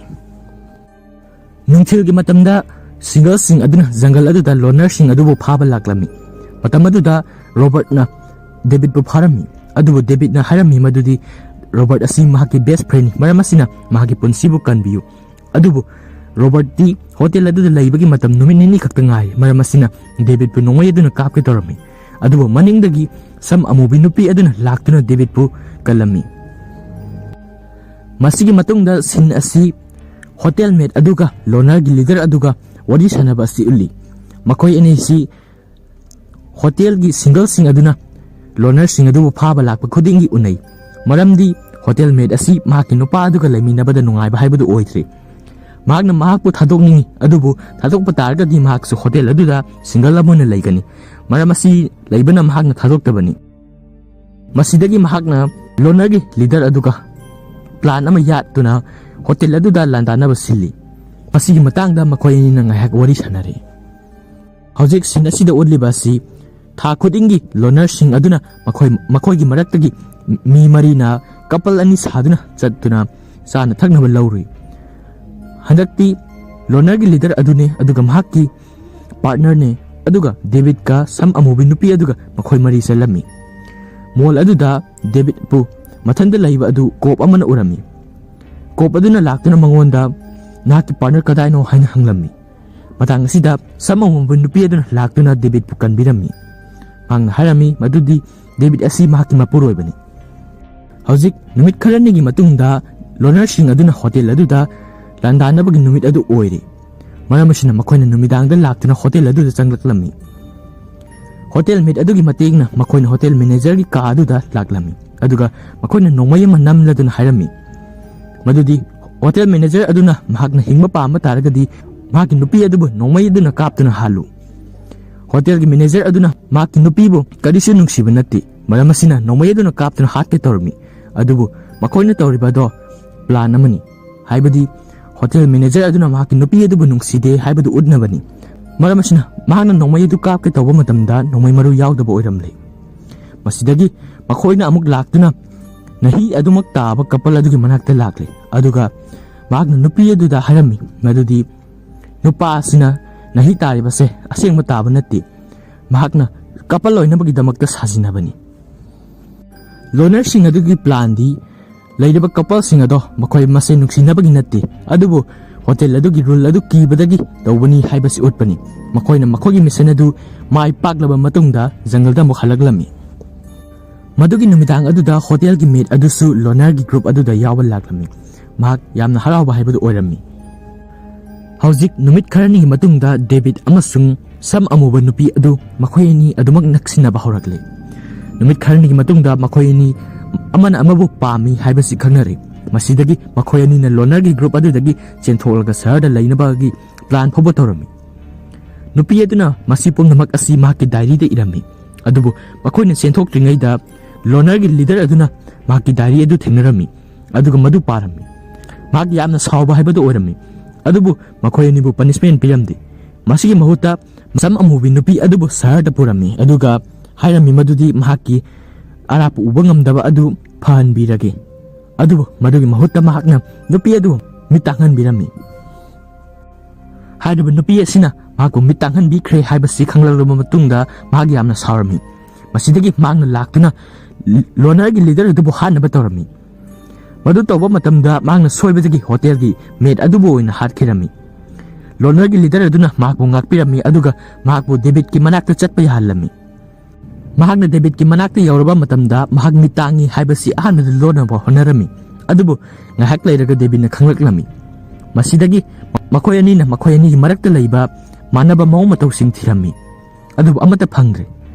ꯅꯨꯄꯤ ꯑꯗꯨꯅ ꯄꯥꯈꯠꯂꯝꯃꯤ ꯃꯗꯨꯗꯤ ꯗꯦꯕꯤꯠꯅ ꯃꯍꯥꯛꯄꯨ ꯊꯥꯗꯣꯛꯇꯨꯅ ꯆꯠꯈ꯭ꯔꯒꯅꯤ, ꯑꯗꯨꯕꯨ ꯗꯦꯕꯤꯠꯁꯨ ꯃꯍꯥꯛꯄꯨ ꯊꯥꯗꯣꯛꯇꯨꯅ ꯆꯠꯄ ꯄꯥꯝꯗꯦ꯫ ꯃꯁꯤꯗꯒꯤ ꯃꯍꯥꯛꯅ ꯅꯨꯄꯤ ꯑꯗꯨꯒꯤ ꯑꯇꯣꯞꯄ ꯁꯦꯟꯁꯤꯡ ꯍꯥꯏꯕꯗꯤ ꯊꯦꯡꯕ ꯇꯥꯕ ꯑꯁꯤꯅꯆꯤꯡꯕꯗ ꯃꯇꯦꯡ ꯄꯥꯡꯂꯝꯃꯤ꯫ ꯗꯦꯕꯤꯠꯅ ꯂꯣꯅꯔꯒꯤ ꯒ꯭ꯔꯨꯞ ꯑꯗꯨꯒꯤ ꯂꯤꯗꯔ ꯑꯗꯨꯕꯨ ꯍꯥꯠꯇꯣꯛꯂꯒ ꯃꯈꯣꯏ ꯑꯅꯤ ꯁꯍꯔꯗ ꯆꯦꯟꯈ꯭ꯔꯁꯤ ꯍꯥꯏꯅ ꯍꯥꯏꯔꯝꯃꯤ, ꯃꯗꯨꯗ ꯅꯨꯄꯤ ꯑꯗꯨꯅ ꯌꯥꯔꯝꯃꯤ꯫ ꯃꯁꯤꯗꯒꯤ ꯃꯈꯣꯏꯅ ꯑꯍꯤꯡꯒꯤ ꯃꯇꯝꯗ ꯂꯣꯅꯔꯒꯤ ꯂꯤꯗꯔ ꯑꯗꯨꯕꯨ ꯐꯥꯔꯝꯃꯤ ꯑꯗꯨꯒ ꯃꯪ ꯑꯃꯗ ꯂꯪꯊꯔꯝꯃꯤ꯫ ꯃꯈꯣꯏ ꯑꯅꯤ ꯆꯦꯜꯂꯝꯃꯤ꯫ ꯃꯗꯨꯒꯤ ꯃꯇꯨꯡꯗ ꯉꯥꯏꯍꯥꯛ ꯂꯩꯔꯒ ꯂꯝꯒꯤ ꯍꯨꯏ ꯈꯔ ꯂꯥꯛꯂꯝꯃꯤ ꯑꯗꯨꯒ ꯂꯣꯅꯔꯒꯤ ꯂꯤꯗꯔ ꯑꯗꯨꯕꯨ ꯃꯈꯣꯏꯅ ꯆꯥꯔꯝꯃꯤ꯫ ꯃꯁꯤꯒꯤ ꯃꯇꯨꯡꯗ ꯗꯦꯕꯤꯠ ꯑꯃꯁꯨꯡ ꯅꯨꯄꯤ ꯑꯗꯨ ꯗ꯭ꯔꯦꯁ ꯁꯦꯠꯆꯤꯜꯂꯝꯃꯤ ꯑꯗꯨꯒ ꯃꯈꯣꯏꯅ ꯁꯍꯔꯗ ꯆꯦꯜꯂꯛꯂꯝꯃꯤ꯫ ꯃꯁꯤꯗꯒꯤ ꯃꯈꯣꯏꯅ ꯍꯣꯇꯦꯜ ꯑꯃꯗ ꯂꯥꯛꯂꯝꯃꯤ꯫ ꯗꯦꯕꯤꯠꯅ ꯈꯜꯂꯝꯃꯤ ꯃꯗꯨꯗꯤ ꯃꯍꯥꯛꯁꯨ ꯃꯤꯠ ꯇꯥꯡꯍꯜꯂꯒꯦ ꯑꯗꯨꯒ ꯅꯨꯄꯤ ꯑꯗꯨꯒ ꯃꯥꯟꯅꯔꯒ ꯃꯈꯣꯏꯅꯤ ꯀꯄꯜ ꯑꯣꯏꯅ ꯂꯩꯔꯒꯦ꯫ ꯃꯍꯥꯛꯅ ꯃꯁꯤꯒꯤ ꯃꯔꯝꯗ ꯅꯨꯄꯤ ꯑꯗꯨꯗ ꯍꯥꯏꯔꯝꯃꯤ꯫ ꯅꯨꯄꯤ ꯑꯗꯨꯅꯁꯨ ꯌꯥꯔꯦ꯫ ꯃꯁꯤꯗꯒꯤ ꯗꯦꯕꯤꯠꯅ ꯍꯣꯇꯦꯜꯒꯤ ꯁ꯭ꯇꯥꯐ ꯑꯗꯨꯗꯒꯤ ꯊꯥꯡ ꯑꯃ ꯋꯥꯏꯔꯝꯃꯤ ꯑꯗꯨꯒ ꯋꯥꯁꯔꯨꯝꯗ ꯆꯪꯂꯝꯃꯤ꯫ ꯃꯐꯝ ꯑꯗꯨꯗ ꯊꯥꯡ ꯑꯗꯨꯅ ꯃꯍꯥꯛꯀꯤ ꯃꯤꯠꯇ ꯊꯤꯜꯂꯒ ꯃꯍꯥꯛꯄꯨ ꯃꯤꯠ ꯇꯥꯡꯍꯟꯅꯕ ꯇꯧꯔꯝꯃꯤ, ꯑꯗꯨꯕꯨ ꯃꯤꯠ ꯌꯧꯔꯝꯗꯥꯏꯗ ꯃꯍꯥꯛ ꯂꯦꯞꯂꯝꯃꯤ꯫ ꯃꯨꯚꯤ ꯑꯁꯤ ꯃꯇꯥꯡ ꯑꯁ꯭ꯋꯥꯏꯗ ꯂꯣꯏꯁꯤꯟꯈ꯭ꯔꯦ꯫ ꯑꯩꯈꯣꯏꯗ ꯗꯦꯕꯤꯠ ꯑꯃꯁꯨꯡ ꯃꯍꯥꯛꯀꯤ ꯅꯨꯄꯤꯅ ꯏꯪꯅ ꯆꯤꯛꯅ ꯍꯤꯡꯈꯤꯕ꯭ꯔꯥ ꯅꯠꯇ꯭ꯔꯒ ꯀꯝꯗꯧꯅ ꯇꯧꯈꯤꯕꯒꯦ ꯍꯥꯏꯕꯗꯨ ꯂꯥꯡꯇꯛꯅꯅ ꯂꯩꯍꯜꯂꯒ ꯃꯨꯚꯤ ꯑꯁꯤ ꯃꯇꯥꯡ ꯑꯁ꯭ꯋꯥꯏꯗ ꯂꯣꯏꯁꯤꯟꯈ꯭ꯔꯦ꯫ ꯃꯌꯥꯝꯒꯤ ꯃꯐꯝꯗ ꯑꯩꯅ ꯉꯁꯤ ꯄꯨꯗꯨꯅ ꯂꯥꯛꯆꯔꯤꯕ ꯐꯤल्म ꯑꯁꯤꯅ ꯒꯨꯟꯖꯟ ꯁꯦꯛꯁꯦꯅꯥ ꯗ ꯀꯥꯔꯒꯤꯜ ꯒꯔꯜ ꯍꯥꯏꯔꯤꯕ ꯐꯤल्म ꯑꯁꯤ 2020ꯗ ꯔꯤꯂꯤꯁ ꯇꯧꯈꯤꯕ ꯍꯤꯟꯗꯤ ꯂꯣꯟꯒꯤ ꯕꯥꯏꯑꯣꯒ꯭ꯔꯥꯐꯤꯀꯦꯜ ꯗ꯭ꯔꯃꯥ ꯑꯃꯅꯤ꯫ ꯐꯤल्म ꯑꯁꯤ ꯌꯥꯝꯅ ꯅꯨꯡꯉꯥꯏꯕ, ꯌꯥꯝꯅ ꯏꯟꯁꯄꯥꯏꯔꯤꯡ ꯑꯣꯏꯕ, ꯃꯔꯨꯑꯣꯏꯅ ꯅꯨꯄꯤ ꯃꯆꯥꯁꯤꯡꯗ ꯀꯥꯟꯅꯔꯕ ꯄꯥꯎꯇꯥꯛ ꯑꯃ ꯄꯤꯔꯤꯕ ꯐꯤल्म ꯑꯃꯅꯤ꯫ ꯐꯤल्म ꯑꯁꯤ ꯔꯣꯇꯟ ꯇꯣꯃꯥꯇꯣꯁꯇ 100%ꯒꯤ ꯐ꯭ꯔꯦꯁ ꯔꯦꯇꯤꯡ ꯐꯪꯈꯤ꯫ ꯐꯤल्म ꯑꯁꯤꯒꯤ ꯗꯤꯔꯦꯛꯇꯔꯅ ꯁꯔꯟ ꯁꯔꯃꯅꯤ ꯑꯗꯨꯒ ꯄ꯭ꯔꯣꯗ꯭ꯌꯨꯁꯔꯅ ꯀꯔꯟ ꯖꯣꯍꯔ, ꯑꯏꯕꯅ ꯅꯤꯈꯤꯜ ꯃꯦꯍꯔꯣꯇ꯭ꯔꯥ ꯑꯃꯁꯨꯡ ꯁꯔꯟ ꯁꯔꯃꯅꯤ꯫ ꯐꯤल्म ꯑꯁꯤꯒꯤ ꯀꯥꯁ ꯈꯔꯒꯤ ꯁꯛꯇꯝꯗꯤ ꯒꯨꯟꯖꯟ ꯁꯦꯛꯁꯦꯅꯥꯒꯤ ꯁꯛꯇꯝꯗ ꯖꯥꯟꯕꯤ ꯀꯥꯄꯨꯔ, ꯑꯗꯨꯒ ꯒꯨꯟꯖꯟ ꯁꯦꯛꯁꯦꯅꯥꯒꯤ ꯃꯄꯥ ꯑꯅꯨꯞ ꯁꯦꯛꯁꯦꯅꯥꯒꯤ ꯁꯛꯇꯝꯗꯅ ꯄꯪꯀꯖ ꯇ꯭रिꯄꯥꯔꯇꯤ, ꯑꯗꯨꯒ ꯒꯨꯟꯖꯟꯒꯤ ꯃꯌꯥꯝꯕ ꯑꯟꯁꯨꯃꯟ ꯁꯦꯛꯁꯦꯅꯥꯒꯤ ꯁꯛꯇꯝꯗꯅ ꯑꯪꯒꯗ ꯕꯦꯗꯤ, ꯒꯨꯟꯖꯟꯒꯤ ꯃꯃꯥ ꯀꯤꯔꯇꯤꯒꯤ ꯁꯛꯇꯝꯗꯅ ꯑꯌꯦꯁꯥ ꯔꯥꯖꯥ ꯃꯤश्रा, ꯀꯃꯥꯟꯗꯤꯡ ꯑꯣꯐꯤꯁꯔ ꯒꯧꯇꯝ ꯁꯤꯡꯍꯒꯤ ꯁꯛꯇꯝꯗꯅ ꯃꯥꯅꯕ ꯕꯤꯁ, ꯑꯗꯨꯒ ꯐ꯭ꯂꯥꯏꯠ ꯀꯃꯥꯟꯗꯔ ꯗꯤꯂꯤꯞ ꯁꯤꯡꯍꯒꯤ ꯁꯛꯇꯝꯗꯅ ꯕꯤꯅꯤꯠ ꯀꯨꯃꯥꯔ ꯁꯤꯡꯍ꯫ ꯃꯌꯥꯝ ꯑꯦꯛꯁꯄ꯭ꯂꯦꯅꯦꯁꯟ ꯑꯁꯤ ꯅꯨꯡꯉꯥꯏꯕꯤꯕ ꯇꯥꯔꯒꯗꯤ ꯂꯥꯏꯛ ꯑꯃꯁꯨꯡ ꯁꯦꯌꯔ ꯁꯨꯡꯁꯣꯏ ꯁꯣꯏꯗꯅ ꯇꯧꯕꯤꯔꯝꯃꯨ꯫ ꯃꯈꯥ ꯇꯥꯅ ꯑꯇꯣꯞꯄ ꯑꯦꯛꯁꯄ꯭ꯂꯦꯅꯦꯁꯟꯁꯤꯡꯒꯤꯗꯃꯛꯇ ꯁꯕꯁꯀ꯭ꯔꯥꯏꯕ ꯇꯧꯕꯤꯔꯝꯃꯨ꯫ ꯐꯖꯩ ꯐꯖꯗꯦ ꯍꯥꯏꯕꯗꯨ ꯀꯃꯦꯟꯗ ꯍꯥꯏꯕꯤꯔꯝꯃꯨ꯫ ꯃꯌꯥꯝꯅ ꯀꯃꯦꯟꯗ ꯍꯥꯏꯕꯤꯔꯛꯄ ꯐꯤल्मꯁꯤꯡ ꯑꯗꯨ ꯑꯩ ꯁꯨꯡꯁꯣꯏ ꯁꯣꯏꯗꯅꯃꯛꯀꯤ ꯃꯊꯪ ꯑꯦꯛꯁꯄ꯭ꯂꯦꯟ ꯇꯧꯖꯔꯛꯀꯦ꯫ ꯑꯍꯥꯟ ꯑꯀꯣꯟꯒꯤꯗꯃꯛꯇ ꯃꯌꯥꯝꯅ ꯋꯥꯔꯧꯕꯤꯗꯅꯕ ꯍꯥꯏꯖꯔꯤ꯫ ꯐꯔꯦ ꯃꯌꯥꯝ, ꯍꯧꯖꯤꯛ ꯐꯤल्म ꯑꯁꯤꯒꯤ ꯋꯥꯔꯤ ꯂꯤꯕ ꯍꯧꯖꯔꯒꯦ꯫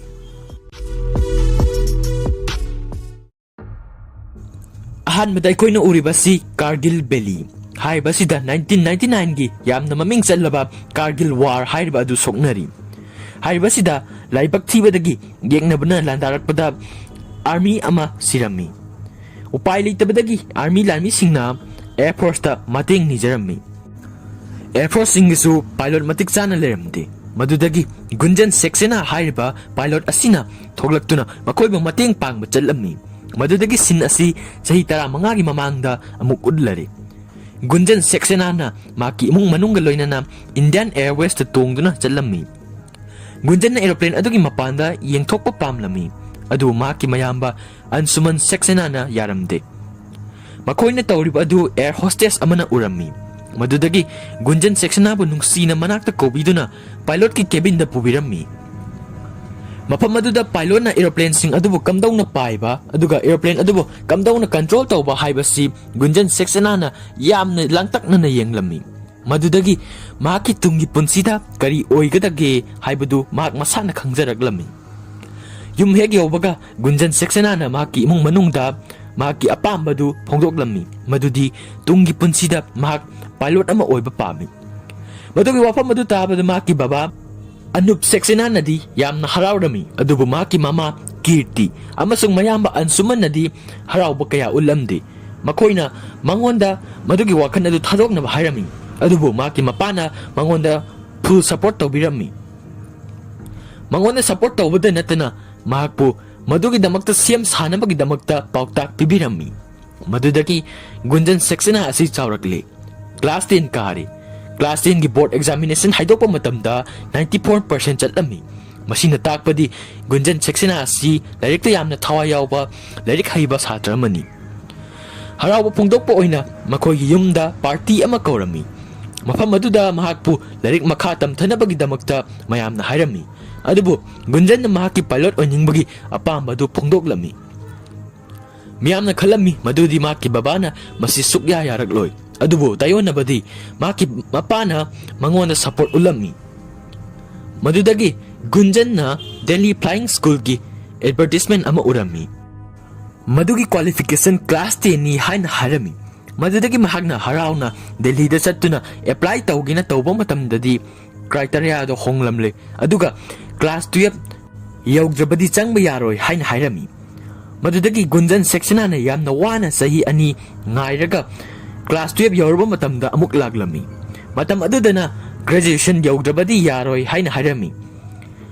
ꯃꯔꯝ ꯑꯗꯨꯅ ꯆꯍꯤ 3 ꯑꯃꯨꯛ ꯃꯍꯥꯛ ꯌꯥꯝꯅ ꯋꯥꯅ ꯒ꯭ꯔꯦꯖꯨꯑꯦꯁꯟ ꯇꯧꯔꯝꯃꯤ, ꯑꯗꯨꯒ ꯑꯃꯨꯛ ꯂꯥꯛꯄ ꯃꯇꯝꯗꯗꯤ ꯍꯥꯟꯅ ꯂꯨꯄꯥ ꯂꯥꯈ 5 ꯆꯪꯒꯅꯤ ꯍꯥꯏꯔꯝꯕꯗꯨ ꯂꯥꯈ 10 ꯆꯪꯒꯅꯤ ꯍꯥꯏꯅ ꯍꯥꯏꯔꯛꯂꯝꯃꯤ꯫ ꯍꯥꯏꯔꯤꯕ ꯁꯦꯟꯐꯝ ꯑꯁꯤꯗꯤ ꯒꯨꯟꯖꯟꯒꯤ ꯏꯃꯨꯡ ꯃꯅꯨꯡꯅ ꯄꯨꯊꯣꯛꯄ ꯉꯝꯂꯝꯗꯦ꯫ ꯃꯔꯝ ꯑꯗꯨꯅ ꯒꯨꯟꯖꯟ ꯌꯥꯝꯅ ꯅꯨꯡꯉꯥꯏꯇꯅ ꯌꯨꯝꯗ ꯍꯜꯂꯛꯂꯝꯃꯤ꯫ ꯃꯍꯥꯛꯀꯤ ꯄꯥꯏꯂꯣꯠ ꯑꯣꯏꯕꯒꯤ ꯃꯪꯂꯥꯟ ꯑꯁꯤ ꯃꯪ ꯑꯗꯨꯝ ꯑꯣꯏꯗꯨꯅ ꯂꯩꯔꯒꯅꯤ ꯍꯥꯏꯅ ꯈꯜꯂꯝꯃꯤ꯫ ꯑꯗꯨꯕꯨ ꯃꯍꯥꯛꯀꯤ ꯃꯄꯥꯅ ꯃꯉꯣꯟꯗ ꯑꯦꯌꯔ ꯐꯣꯔꯁꯀꯤ ꯑꯍꯥꯟꯕ ꯅꯨꯄꯤ ꯕꯦꯠꯆ ꯀꯧꯔꯤ ꯍꯥꯏꯅ ꯍꯥꯏꯔꯝꯃꯤ꯫ ꯅꯍꯥꯛꯅ ꯄꯥꯝꯖꯕꯗꯤ ꯑꯦꯔꯣꯄ꯭ꯂꯦꯟ ꯄꯥꯏꯕꯅꯤ ꯍꯥꯏꯕ ꯑꯁꯤꯗꯤ ꯑꯦꯌꯔ ꯐꯣꯔꯁꯇ ꯆꯪꯂꯒ ꯑꯗꯨꯃꯛ ꯇꯧꯕ ꯌꯥꯒꯅꯤ꯫ ꯒꯨꯟꯖꯟ ꯑꯃꯁꯨꯡ ꯃꯍꯥꯛꯀꯤ ꯕꯕꯥ ꯌꯥꯝꯅ ꯍꯔꯥꯎꯔꯝꯃꯤ, ꯑꯗꯨꯕꯨ ꯃꯍꯥꯛꯀꯤ ꯃꯃꯥ ꯑꯃꯁꯨꯡ ꯃꯌꯥꯝꯕꯗꯤ ꯍꯔꯥꯎꯔꯝꯗꯦ꯫ ꯃꯌꯥꯝꯕꯅ ꯃꯄꯥꯗ ꯍꯥꯏꯔꯛꯂꯝꯃꯤ, "ꯕꯕꯥ, ꯅꯪꯅ ꯑꯥꯔꯃꯤꯗ ꯂꯩꯔꯤꯕꯅꯤ꯫ ꯑꯥꯔꯃꯤ ꯑꯁꯦ ꯅꯨꯄꯤ ꯃꯆꯥꯁꯤꯡꯒꯤ ꯃꯐꯝ ꯅꯠꯇꯦ ꯍꯥꯏꯕꯁꯦ ꯅꯍꯥꯛꯅ ꯈꯪꯂꯤꯕꯅꯤ꯫ ꯃꯔꯝ ꯑꯗꯨ ꯈꯪꯅ ꯈꯪꯅ ꯅꯍꯥꯛꯅ ꯀꯔꯤꯒꯤꯗꯃꯛꯇ ꯒꯨꯟꯖꯟꯕꯨ ꯃꯍꯥꯛꯅ ꯅꯨꯡꯉꯥꯏꯔꯣꯏꯗꯕ ꯃꯐꯝ ꯑꯗꯨꯗ ꯊꯥꯖꯤꯟꯅꯤꯡꯂꯤꯕꯅꯣ? ꯒꯨꯟꯖꯟꯅ ꯑꯉꯥꯡ ꯑꯣꯏꯔꯤꯉꯩꯗꯁꯨ ꯅꯨꯄꯥꯁꯤꯡꯅ ꯇꯧꯕ ꯊꯕꯛ ꯍꯥꯏꯕꯗꯤ ꯀ꯭ꯔꯤꯀꯦꯠ ꯁꯥꯟꯅꯕ,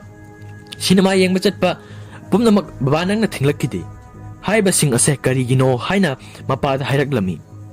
ꯃꯗꯨꯗꯒꯤ ꯃꯍꯥꯛꯀꯤ ꯃꯄꯥꯅ ꯃꯍꯥꯛꯄꯨ ꯃꯤꯌꯥꯝꯒ ꯃꯥꯟꯅꯕ ꯅꯨꯄꯤ ꯑꯃ ꯑꯣꯏꯍꯟꯅꯤꯡꯉꯝꯗꯦ ꯍꯥꯏꯕꯒꯤ ꯑꯄꯥꯝꯕ ꯑꯗꯨ ꯐꯣꯡꯗꯣꯛꯂꯝꯃꯤ꯫ ꯒꯨꯟꯖꯟꯒꯤ ꯃꯄꯥꯅ ꯑꯗꯨꯃꯛ ꯁꯄꯣꯔꯠ ꯇꯧꯔꯛꯇꯨꯅ ꯃꯍꯥꯛ ꯉꯁꯤꯗꯤ ꯁꯦꯂꯦꯛꯁꯟ ꯄ꯭ꯔꯣꯁꯦꯁꯀꯤ ꯅꯨꯃꯤꯠ ꯑꯗꯨ ꯂꯥꯛꯂꯝꯃꯤ꯫ ꯍꯥꯏꯔꯤꯕ ꯑꯁꯤꯗ ꯑꯩꯈꯣꯏꯅ ꯎꯏ ꯃꯗꯨꯗꯤ ꯒꯨꯟꯖꯟ ꯑꯁꯤ ꯄꯥꯔꯥꯃꯤꯇꯔ ꯈꯨꯗꯤꯡꯃꯛꯇ ꯀ꯭ꯋꯥꯂꯤꯐꯥꯏ ꯑꯣꯏꯔꯝꯃꯤ, ꯑꯗꯨꯕꯨ ꯃꯍꯥꯛ ꯄꯥꯔꯥꯃꯤꯇꯔ 2 ꯈꯛꯇꯗꯤ ꯌꯥꯔꯝꯗꯦ, ꯃꯗꯨꯗꯤ ꯃꯍꯥꯛꯀꯤ ꯍꯥꯏꯠ ꯑꯁꯤ 1 ꯁꯦꯟꯇꯤꯃꯤꯇꯔ ꯋꯥꯠꯂꯝꯃꯤ, ꯑꯗꯨꯒ ꯑꯔꯨꯝꯕꯅ ꯀꯦꯖꯤ 3 ꯍꯦꯜꯂꯝꯃꯤ꯫ ꯍꯥꯏꯔꯤꯕꯁꯤꯗꯒꯤ ꯃꯍꯥꯛ ꯔꯤꯖꯦꯛ ꯑꯣꯏꯔꯝꯃꯤ꯫ ꯒꯨꯟꯖꯟ ꯃꯌꯨꯝꯗ ꯂꯥꯛꯂꯝꯃꯤ, ꯑꯗꯨꯕꯨ ꯃꯍꯥꯛꯀꯤ ꯑꯣꯐꯤꯁꯔꯅ ꯃꯉꯣꯟda ꯍꯞꯇꯥ 2ꯒꯤ ꯃꯇꯝ ꯄꯤꯔꯛꯈꯤ꯫ ꯍꯥꯏꯔꯤꯕ ꯑꯗꯨꯗ ꯃꯍꯥꯛꯀꯤ ꯋꯦꯠ ꯍꯟꯊꯕ ꯑꯃꯁꯨꯡ ꯍꯥꯏꯠ ꯍꯦꯟꯒꯠꯄ ꯉꯝꯕ ꯇꯥꯔꯒꯗꯤ ꯃꯍꯥꯛ ꯁꯦꯂꯦꯛꯁꯟ ꯐꯪꯒꯗꯧꯔꯤꯕꯅꯤ꯫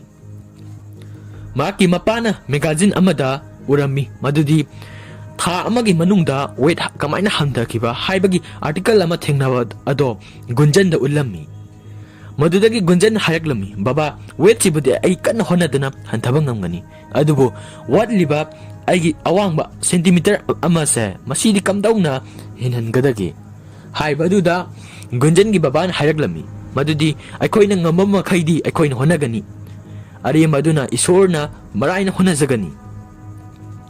ꯃꯗꯨꯗꯒꯤꯗꯤ ꯒꯨꯟꯖꯟ ꯑꯃꯁꯨꯡ ꯃꯍꯥꯛꯀꯤ ꯃꯄꯥ ꯅꯨꯃꯤꯠ ꯆꯨꯞꯄ ꯑꯦꯛꯁꯔꯁꯥꯏꯖ ꯇꯧꯕ, ꯆꯦꯟ ꯆꯣꯡꯕ ꯇꯧꯗꯨꯅ ꯋꯦꯠ ꯍꯟꯊꯅꯕ ꯍꯣꯠꯅꯔꯝꯃꯤ꯫ ꯑꯍꯥꯟꯕ ꯃꯇꯝꯗꯗꯤ ꯃꯍꯥꯛꯀꯤ ꯋꯦꯠ ꯑꯁꯦ ꯁꯨꯛꯍꯟꯍꯜꯂꯝꯗꯦ, ꯑꯗꯨꯕꯨ ꯀꯟꯅ ꯍꯣꯠꯅꯕꯗꯒꯤ ꯒꯨꯟꯖꯟꯒꯤ ꯋꯦꯠ ꯍꯟꯊꯔꯛꯂꯝꯃꯤ꯫ ꯃꯗꯨꯗꯒꯤꯗꯤ ꯃꯍꯥꯛꯅ ꯁꯦꯂꯦꯛꯁꯟꯒꯤ ꯃꯐꯝ ꯑꯗꯨꯗ ꯆꯠꯂꯝꯃꯤ꯫ ꯑꯣꯐꯤꯁꯔꯅ ꯃꯍꯥꯛꯀꯤ ꯍꯣꯠꯅꯕ ꯃꯇꯧ, ꯃꯍꯥꯛꯀꯤ ꯋꯦꯠ ꯍꯟꯊꯕ ꯑꯗꯨꯗ ꯉꯛꯂꯝꯃꯤ ꯑꯃꯁꯨꯡ ꯃꯍꯥꯛꯄꯨ ꯊꯥꯒꯠꯄꯤꯔꯝꯃꯤ꯫ ꯑꯗꯨꯕꯨ ꯅꯍꯥꯛꯀꯤ ꯋꯥꯠꯂꯤꯕ ꯑꯋꯥꯡꯕ ꯁꯦꯟꯇꯤꯃꯤꯇꯔ 1 ꯑꯁꯤꯗꯤ ꯀꯝꯗꯧꯒꯅꯤ ꯍꯥꯏꯅ ꯍꯥꯏꯔꯛꯂꯝꯃꯤ꯫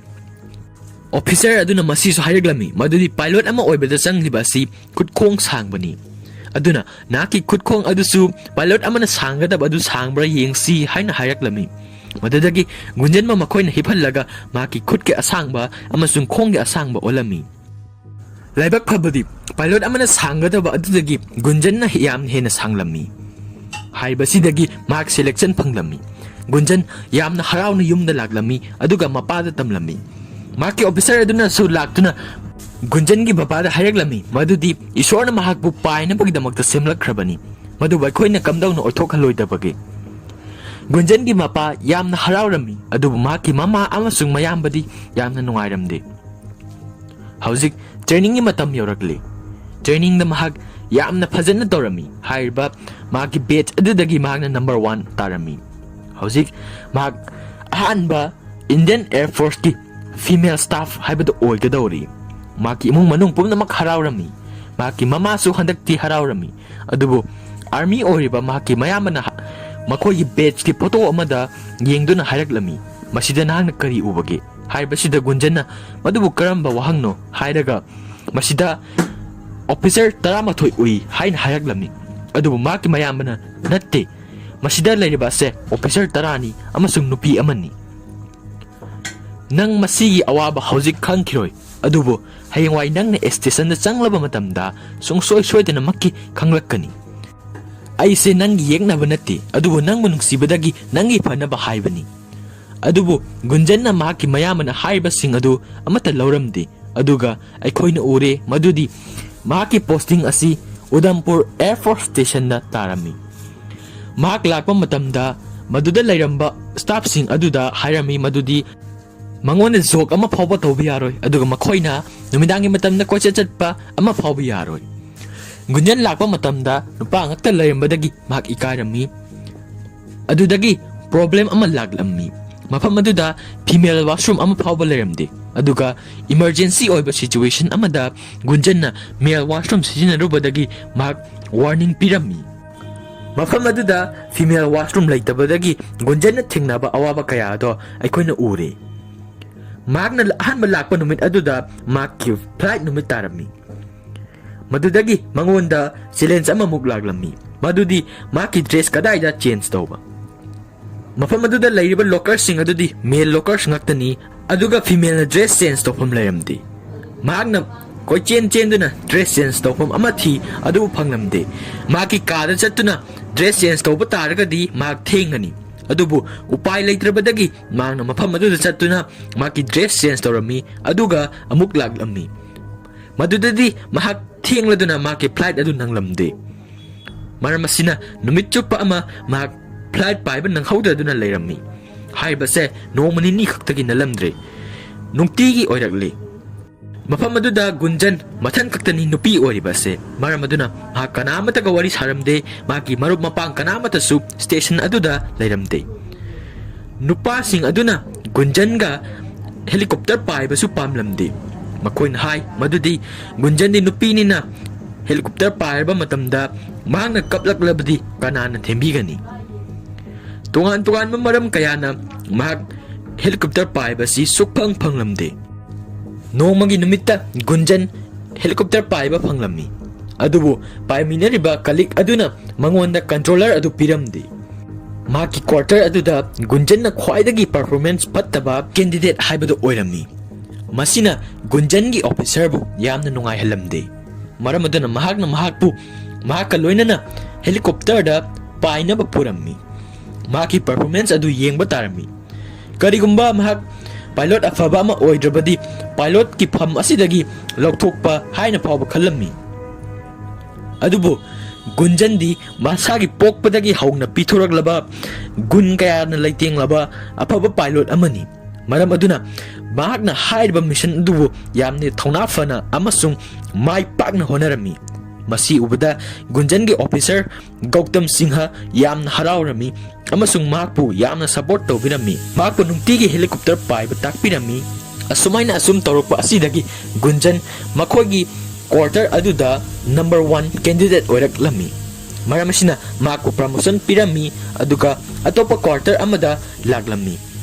mafam aduda mahakpu leader ohinnanaba gi thorang phawba tawrami ahanma numitta mahakpu speech piringaida mahaki mahutta atopa candidate ama oina nganghalami haiba si flight commander Dilip Singh na tawhanbani gunjanna karigino haina flight commander da hanglakpa matamda mahaka nupa aduga panja sanau haina hairaglami madudagi panja sanaba matamdadi gunjan yamna sonba haibado oiri mahakpo hanjin maithiba pibirami aduga hairami madudi gunjan amasung nupi khudemak asonmani makhoina hairibadi kappa khakdamakni asi haiduna karim kathaina birami maramasina gunjanda thauna phabagi mission ama phawba sinaroi haina phawba hairami gunjandi mafam aduda plane paiba lakhibani kamdauna nupa singa panja sanahangani haibadi khangadagi gunjan adu yamna nungaituna mahaki kada halaglami aduga ahing adu tumba yaramde maramdi makhoina nakanda party tawrami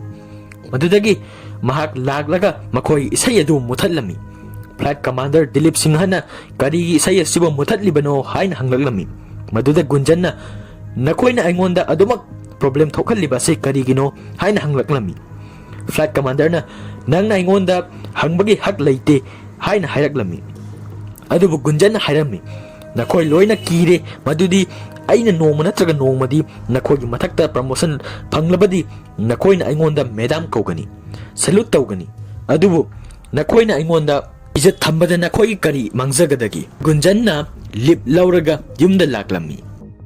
Nakhoina ore madudi Gunjan asi yumda yamna thawai nungaitana ayama matamda maki kada ungdana lerami. Nomagi numittadi maki mamana laktuna ngasidi naki namanabagi luhongbani. Maramaduna mafam aduda chatlusi. Gunjanna mafam aduda chatpa matamdadi maki mamanabi adu yamna harauta yamna laibadu ure. Madudagi mahaksu khalaklami madudi luhonglaga ingna chikna laibana hena fai. Mahakna yum halakba matamda Air Force tagi letter ama laklami. Mahaki lip ado cancel tawkhre maramaduna khudakta station da report tawragadabani. Hairiba si mahaki mapana thengnabani. Hairiba lip asi mahaki mapana mangonda pigi tawba matamda Gunjanna mahaksu Air Force ki thabak asi toktuna luhonglaga ingna chikna Kumuntana laibana hena fare hain hairami. Madu tabada mahaki baba yamna nungairamdi. Mahakpu chaksang na koksinduna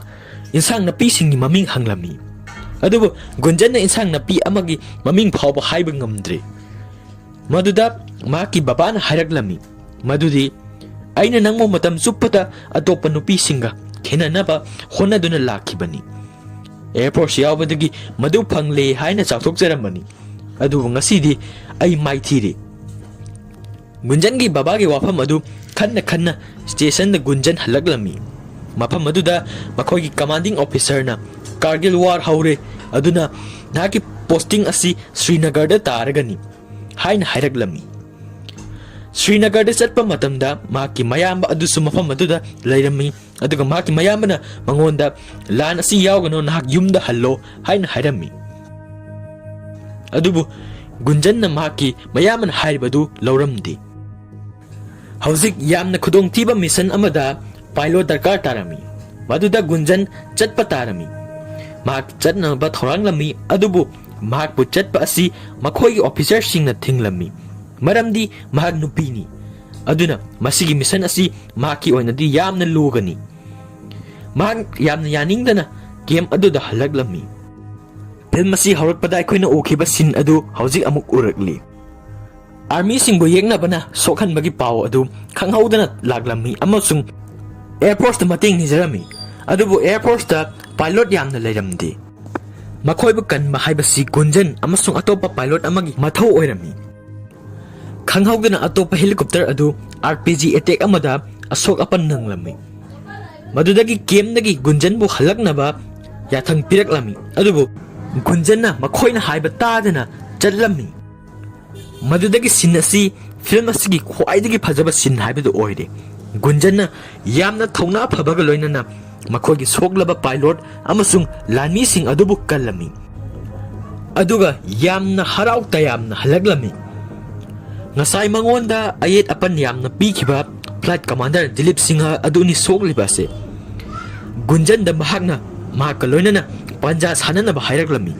Matang aduda Gunjanna mahakpu hanjin maitiba pirami. Dilip Singhana mahaki asoiba adu masana yajarami.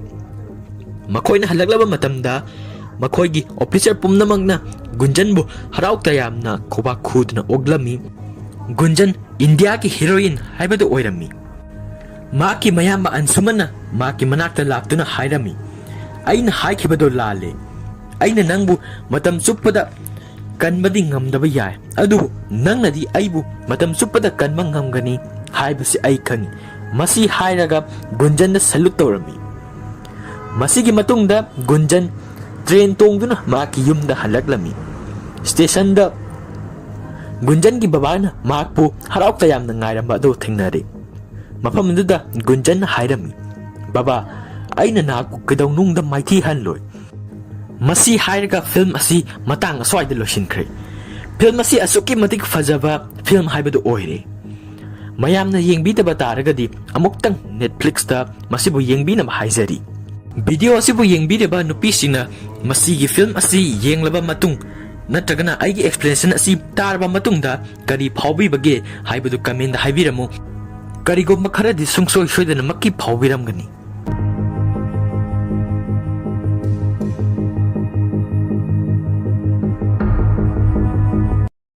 Aina ngasi amuk puduna lakjariba film asina The Terminator. Haiba film asi Soibam Karmala amasung Jun Pikar sahana habirappadagi tawjabani. Masi 1984 da release tawkiba yamna maming chatlaba science fiction gi action film amani. Haiba film asigi director na James Cameron. Haiba sida maming leiraba actor Arnold na The Terminator haiba robot asigi saktam lawri. Kyle Reese gi saktam da Michael Biehn. Sarah Connor gi saktam da Linda Hamilton. Ed Drexler gi saktam dana Paul Winfield. Film asin namadana $6.4 million sangki hari. Aduga film asina tankiwa box office ki collection na $78.3 million. Film asida yamna fatrava artificial intelligence kangu amana miyaba jati bu muthatna honaba matamda pastagi Sarah Connor haiba nupi asigi machana miyaba jati asibu kanki. Haiba sibu thokhandanabagi damakta 2029 dagi Terminator Koba Cyborg Assassin asibu 1984 da time travel tawduna tharaga Sarah Connor asibu hatnaba mission oiba film amani. Haiba sida Kyle Reese Koba lanmi amabusu time travel tawduna past tharami maki mission na Sarabu kanmani. Pare mayam film asigi wari makoktagi liba haujarage. 2029 da Prithvi asi robot sing na palami. Matamaduda miyoiba sing asi mutke tarami. Makoi asi robot sing aduna landarami. Miyoiba haiba jati asina Prithvi dagi mutringai da makoi gi aroiba chance ama phanglami. 1984 da electric current sing gi maraktagi khang haudana nupa ama pawdoklami. Haiba nupa asi masada ma phithoklamde. Mahakna lakpa matamda mi ahum lerami. Haiba mi sing aduda mahakna makoi gi phiron sing adubu piu hain hairaklami. Adubu haiba nupa sing aduna mangonda landaba matamda nupa ani adubu maki makut mangna hatoklami. Masidagi lehauriba nupa aduna kibadagi maki phirosing adubu mangonda pirami. Numit aduda sar adugi mafam amada chap manaba thodok adu thoklami amasung mapi thongdraba nupa amasu electric current singi maraktai phawdoklami. Mahakna yum laijadraba nupa amadagi mahaki khongra adu mulami aduga chelaklami. Mahakpu police na tanaraklami adubu mahakna police ama pharaga mahaki nongwai adubu mulami. Masidagi mahakna dukan amada changlaktuna mahaki khungup amasung coat namduna dukan mapu adudagi lawraklami. Mahakna police tagi lumlaga chelaklami aduga Los Angeles ki sar aduda lanjadraba mi amagum chatlami. Aduga phone directory da chalami. Mahakna phone book aduda chatlaga Sarah Connor kauba nupi amagi ming yenglami. Adubu Sarah Connor haiba se kanano. Sarah Connor haiba nupi asi hotel amada waitress amagi thabak tawriba yamna waraba nupi amani. Maki maramda video asigi matung taba surukta hena khanghanjagi. Ngasai ahanbada thoklakpa nupa adu mi natti T800 kauba assassin cyborg amani.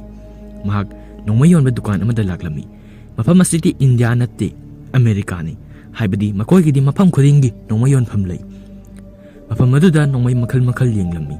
Adubu paisa pinaba leitabadagi mahakna dukan mapu adubu khudakta nongmay na kaptuna hatoklami. Mahak di robot amanina mangonda emotion amata leiramde. Mangonda akiba su leiramde. Maramasina mahakna mi amabu khudakta hatokpa ngammi. Masigi matungda mahakna phone directory amada laklami. Matam adudadi internet leiramde, GPS system su leiramde. Yamna chakhalamdaba matamni. Haiba matam asida mi amagi leifam yeng haiba targadi mi amana phone directory da laknarami. Mafam aduda mahakna yengma matamda Sarah Connor ahum thengnare. Mahakna Sarah Connor ahum asimakpu hatke haina khalammi. Maramdi mahakki mission asi Sarah Connor bu hatpani. Maram asina mahakna ahanma Sarah Connor gi mayumna laklami. Mafam aduda mahakna nahak Sarah Connor ra haina hanglami. Aduga nupi aduna mahakni haiba matamda mahan khudakta nongmay na kaptuna mahakbu hatlami. Haiba pau asi TV da laklami. Asengba Sarah Connor na maki hotel da thabak tawringay da maki mamanabi na mahakbu puduna TV yengalami. Maduda asengba Sarah Connor na mahak sibagi paw adu tarami masina mangonda tension khara laihellami mafam adudagi yumda halaklaba matamda numidangda Sarah Connor thabak ama chatpa tarami adubu mahaki mayumda mahaki mamanabi amasung mahaki boyfriend leirami Sarah Connor na mahak kananomna inari haibasi khangdana gari thorami mahakpu Kyle Reese na inarami aduga mahaki thabak adu chalami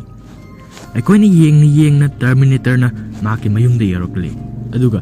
nupi adubu Sarah Connor ni khanduna mahakna nomai kaptun hatokli nupi adu khaktamak hatpad natana mahaki boyfriend adu basu hatokbirami matam aduda Sarah Connor na mahaki mamanabida call ama tawraklami aduga mahaki laifam asengba adu haidoklami masidagi T800 na Sarah nataba nupi atopa ama hatkri haibasi khanglaklami hawjik mahak Sarah gi asengba laifam khanglami maram asina mahakna Sarah bo hatnaba laklami Sarah na call tawriba mafam aduda Kyle Reese leirami mahaki misandi Sarah bu kanbani aduga T800 po hatokpani matam aduda mafam aduda Terminator yorakle aduga tapna laktuna mahakna Sarah bu hatnaba tawrami adubu matam aduda Kyle Reese na T800 po shotgun amana hanjin kaplami Sarah na T800 po sirba malami adubu mahak ti Android robot amani mahak sibanaydi maram asina Sarah bu adumak tanaraklami Sarah Kyle Reese ki mateng na loinana senlaklami Terminator na makoy ba adumak tanaraklami matang asida Kyle Reese na car ama lawraga Sarah amasung makoy ni car adu senlaklami car asum thorakpada Kyle Reese na mahaki wari adu Sarah da lirami madudi mahak 2001 da pokhi 2000 dagi hawraga prithvi asi Android robot sing na palami makoy na miyoy ba sing asi phajim punsilami aduga kaisum sang sing da thanami hariba robot sing asi Skynet na control tawrami Skynet asi ahan wadadi miyoy ba sing na military defense ki damak saakibani adubu makoy na sing ba hingalakpadagi miyoy ba sing asi makoy ya khudong tibagi wasak amoy na uraklami maram asina makoy na miyoy ba sing bolosin na ba honaraklami matam aduda John Connor koba nupa amana miyoy ba sing luching ba oirami mahak na miyoy ba sing da hingnanabagi asa pirami hariba nupa asi Sarah Connor gi poglakadoriba macha nupa aduni maram asina Skynet na past the Terminator thaduna Sarah Connor ba hatok halaga John Connor ba losinbagi mission nama tawbani miyoy ba sing masigi paw si taba matamda John Connor na Kyle Reese asibu past the thaduna maki mamabu kanhannabagi mission na muktawbani hawjik Kyle Reese na car amuk thorakpa matamda Terminator aduna makhoybu thingnarami amasung Sarah bu car na kanna thauraga thumjilaga hatnaba honarami adubu soibadagi Terminator gi car adu pokhairami aduga Sarah Connor amasung Kyle Reese puna policeman na phakirami numit adugi numidang da thokriba thodosing aduna Sarah bu yamna pakathalami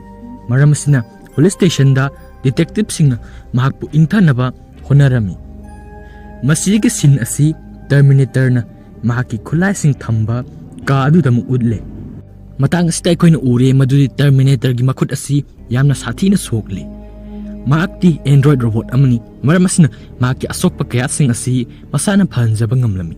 maram asina sogliba sing adu mahak masana semjinjarami aduga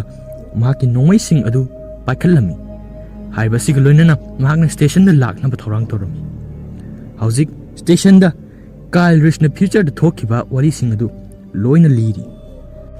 mahakna hai madudi future da Skynet koba amana Android robot sing loinana prithvi asibu palami hariba matam aduda miyoy ba sing asibu makoy na pha tana thanami aduga makhogi pandam di miyoy ba sibu loisinbani mahakna hariba mayam adu lairiba detective sing aduna thajabidri makoy na mahak asi angawbani haina khalami aduga mahakbu mental asylum amada thamlami Sarasu hawjikti mahak si angawbani haibasi thajaraklami adubu mahaki masada aki tujingmudi hawjiksu adumak phawri aduga police sing aduna hairami madudi mafam asi police station ni mahakbu kanamatana harpa lakloi aduga lakpa tarbasu police sing mahakbu kanbigani masidagi sin asi movie asigi khwaidagi phajaba sin haibadu oire aikhoigi Terminator na police station da car ama kanna thauzillaklami aduga makhutta shotgun ani paiduna maki mamangda lakpa policeman khudingmakpu hatlami aduga sarabu thiraklami matang aduda nongmai makhol tabadagi Kyle Reese nanthoklalami aduga saraga loinana mahak chelaklami mathangi numitta sarana Kyle ga loinana hotel ki ka ama wairaduna mafam aduda lainaba thorang torami matam aduda saragi mamagi call ama sarada laklami masida call tawragliba si saragi mama natti Terminator ni Terminator si android robot ama oibana mi ama heki khon saba ngami maram asina mahakna mamagi khon saraga saragi asengba laifam adu khangdoklami matang asida koina su uri madudi saragi mama asisu Terminator na hatok pikri numit adugi numidangda pocha kaya sizinaduna pipe bomb sing sara amasung Kyle na sarami matang aduda sara ase maki punsida thokliba thodok kaya adu kallu raga nungairakthaba adu Kyle Reese da wari lirami Kyle Reese na su future da thoklakpa thodok kaya mangonda wari lirami makhoini asum wari sanaklami hauzik Kyle Reese na mahaki asengba past lak ki maram adu haidoklami madudi mahakna future da Sarah Connor bu nungsirami maram asina magna past lagiba si magna nungsiba nupi asibu unaba lakhibani Sarah su madu tabada nungai taba karimata phauramde aduga ekhoini yengna makhoini kiss torami masidagi makhoini sex torami haiba sidagi John Connor poglak ki maram adu oiri maram asina ekhoini khangle madudi John Connor gi mapa asi Kyle Reese ni ngayak leiraba matungda ekhoini hojik ure madudi Kyle Reese ka saraga car amada tongduna laklami adubu T800 na makhoi ba hojik amuk bike amaga loinana tanaraklami Kyle Reese na kanna thauduna makhoi silaklami adubu matang asida Kyle Reese nongmaina palami makhoi car adusu unbalance tawbadagi yamna sathina accident thoklami aduga Terminator adusu truck amana soibadagi taklami masida yengleba koina khalli madudi android robot ase loire adubu angakpani mangonda kariguma asok apan amata leiramde aduga mahakna truck adubu hijack tawrami aduga truck asiga loinana mahakna Kyle Reese amasung Sarah Connor gi tamna thauzilaklami matang asida ikoina Terminator gi asengba body adu khara uba horakle truck adu Terminator na adum thorakpa matamda soibadagi mai chaklaklami aduga pokhairami masidagi Terminator terminate tawkhri haina sarana khalami adubu mai maraktagi T800 thoroklami maki robot ki asengba saktam adu aikoina hojik uba phangle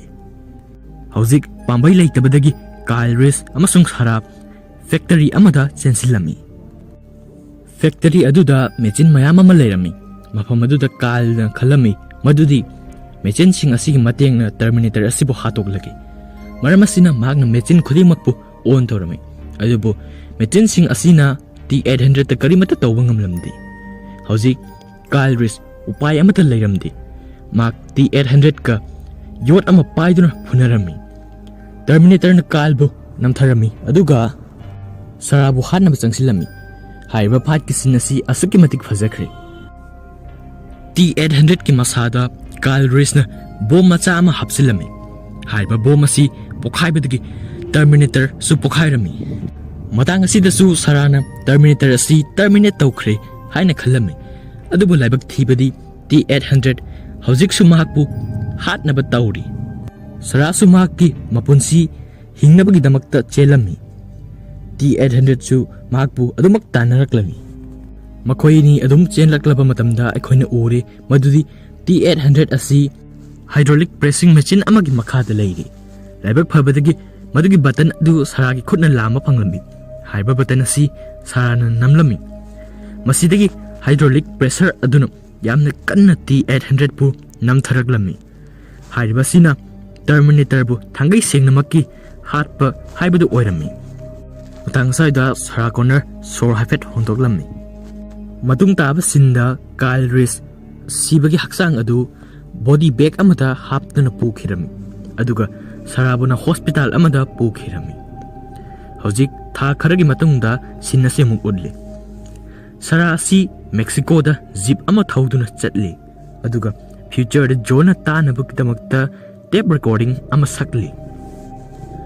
Aduga mahakna gas station amada lakpa matamda apikpa angang amana mahaki photo ama kablami. Haiba photo asi mahakna lairami. Haiba photo asi makni Kyle Reese na future dagi purakhibadu. Sara hauzik zip adu thauduna adumak chatkirami.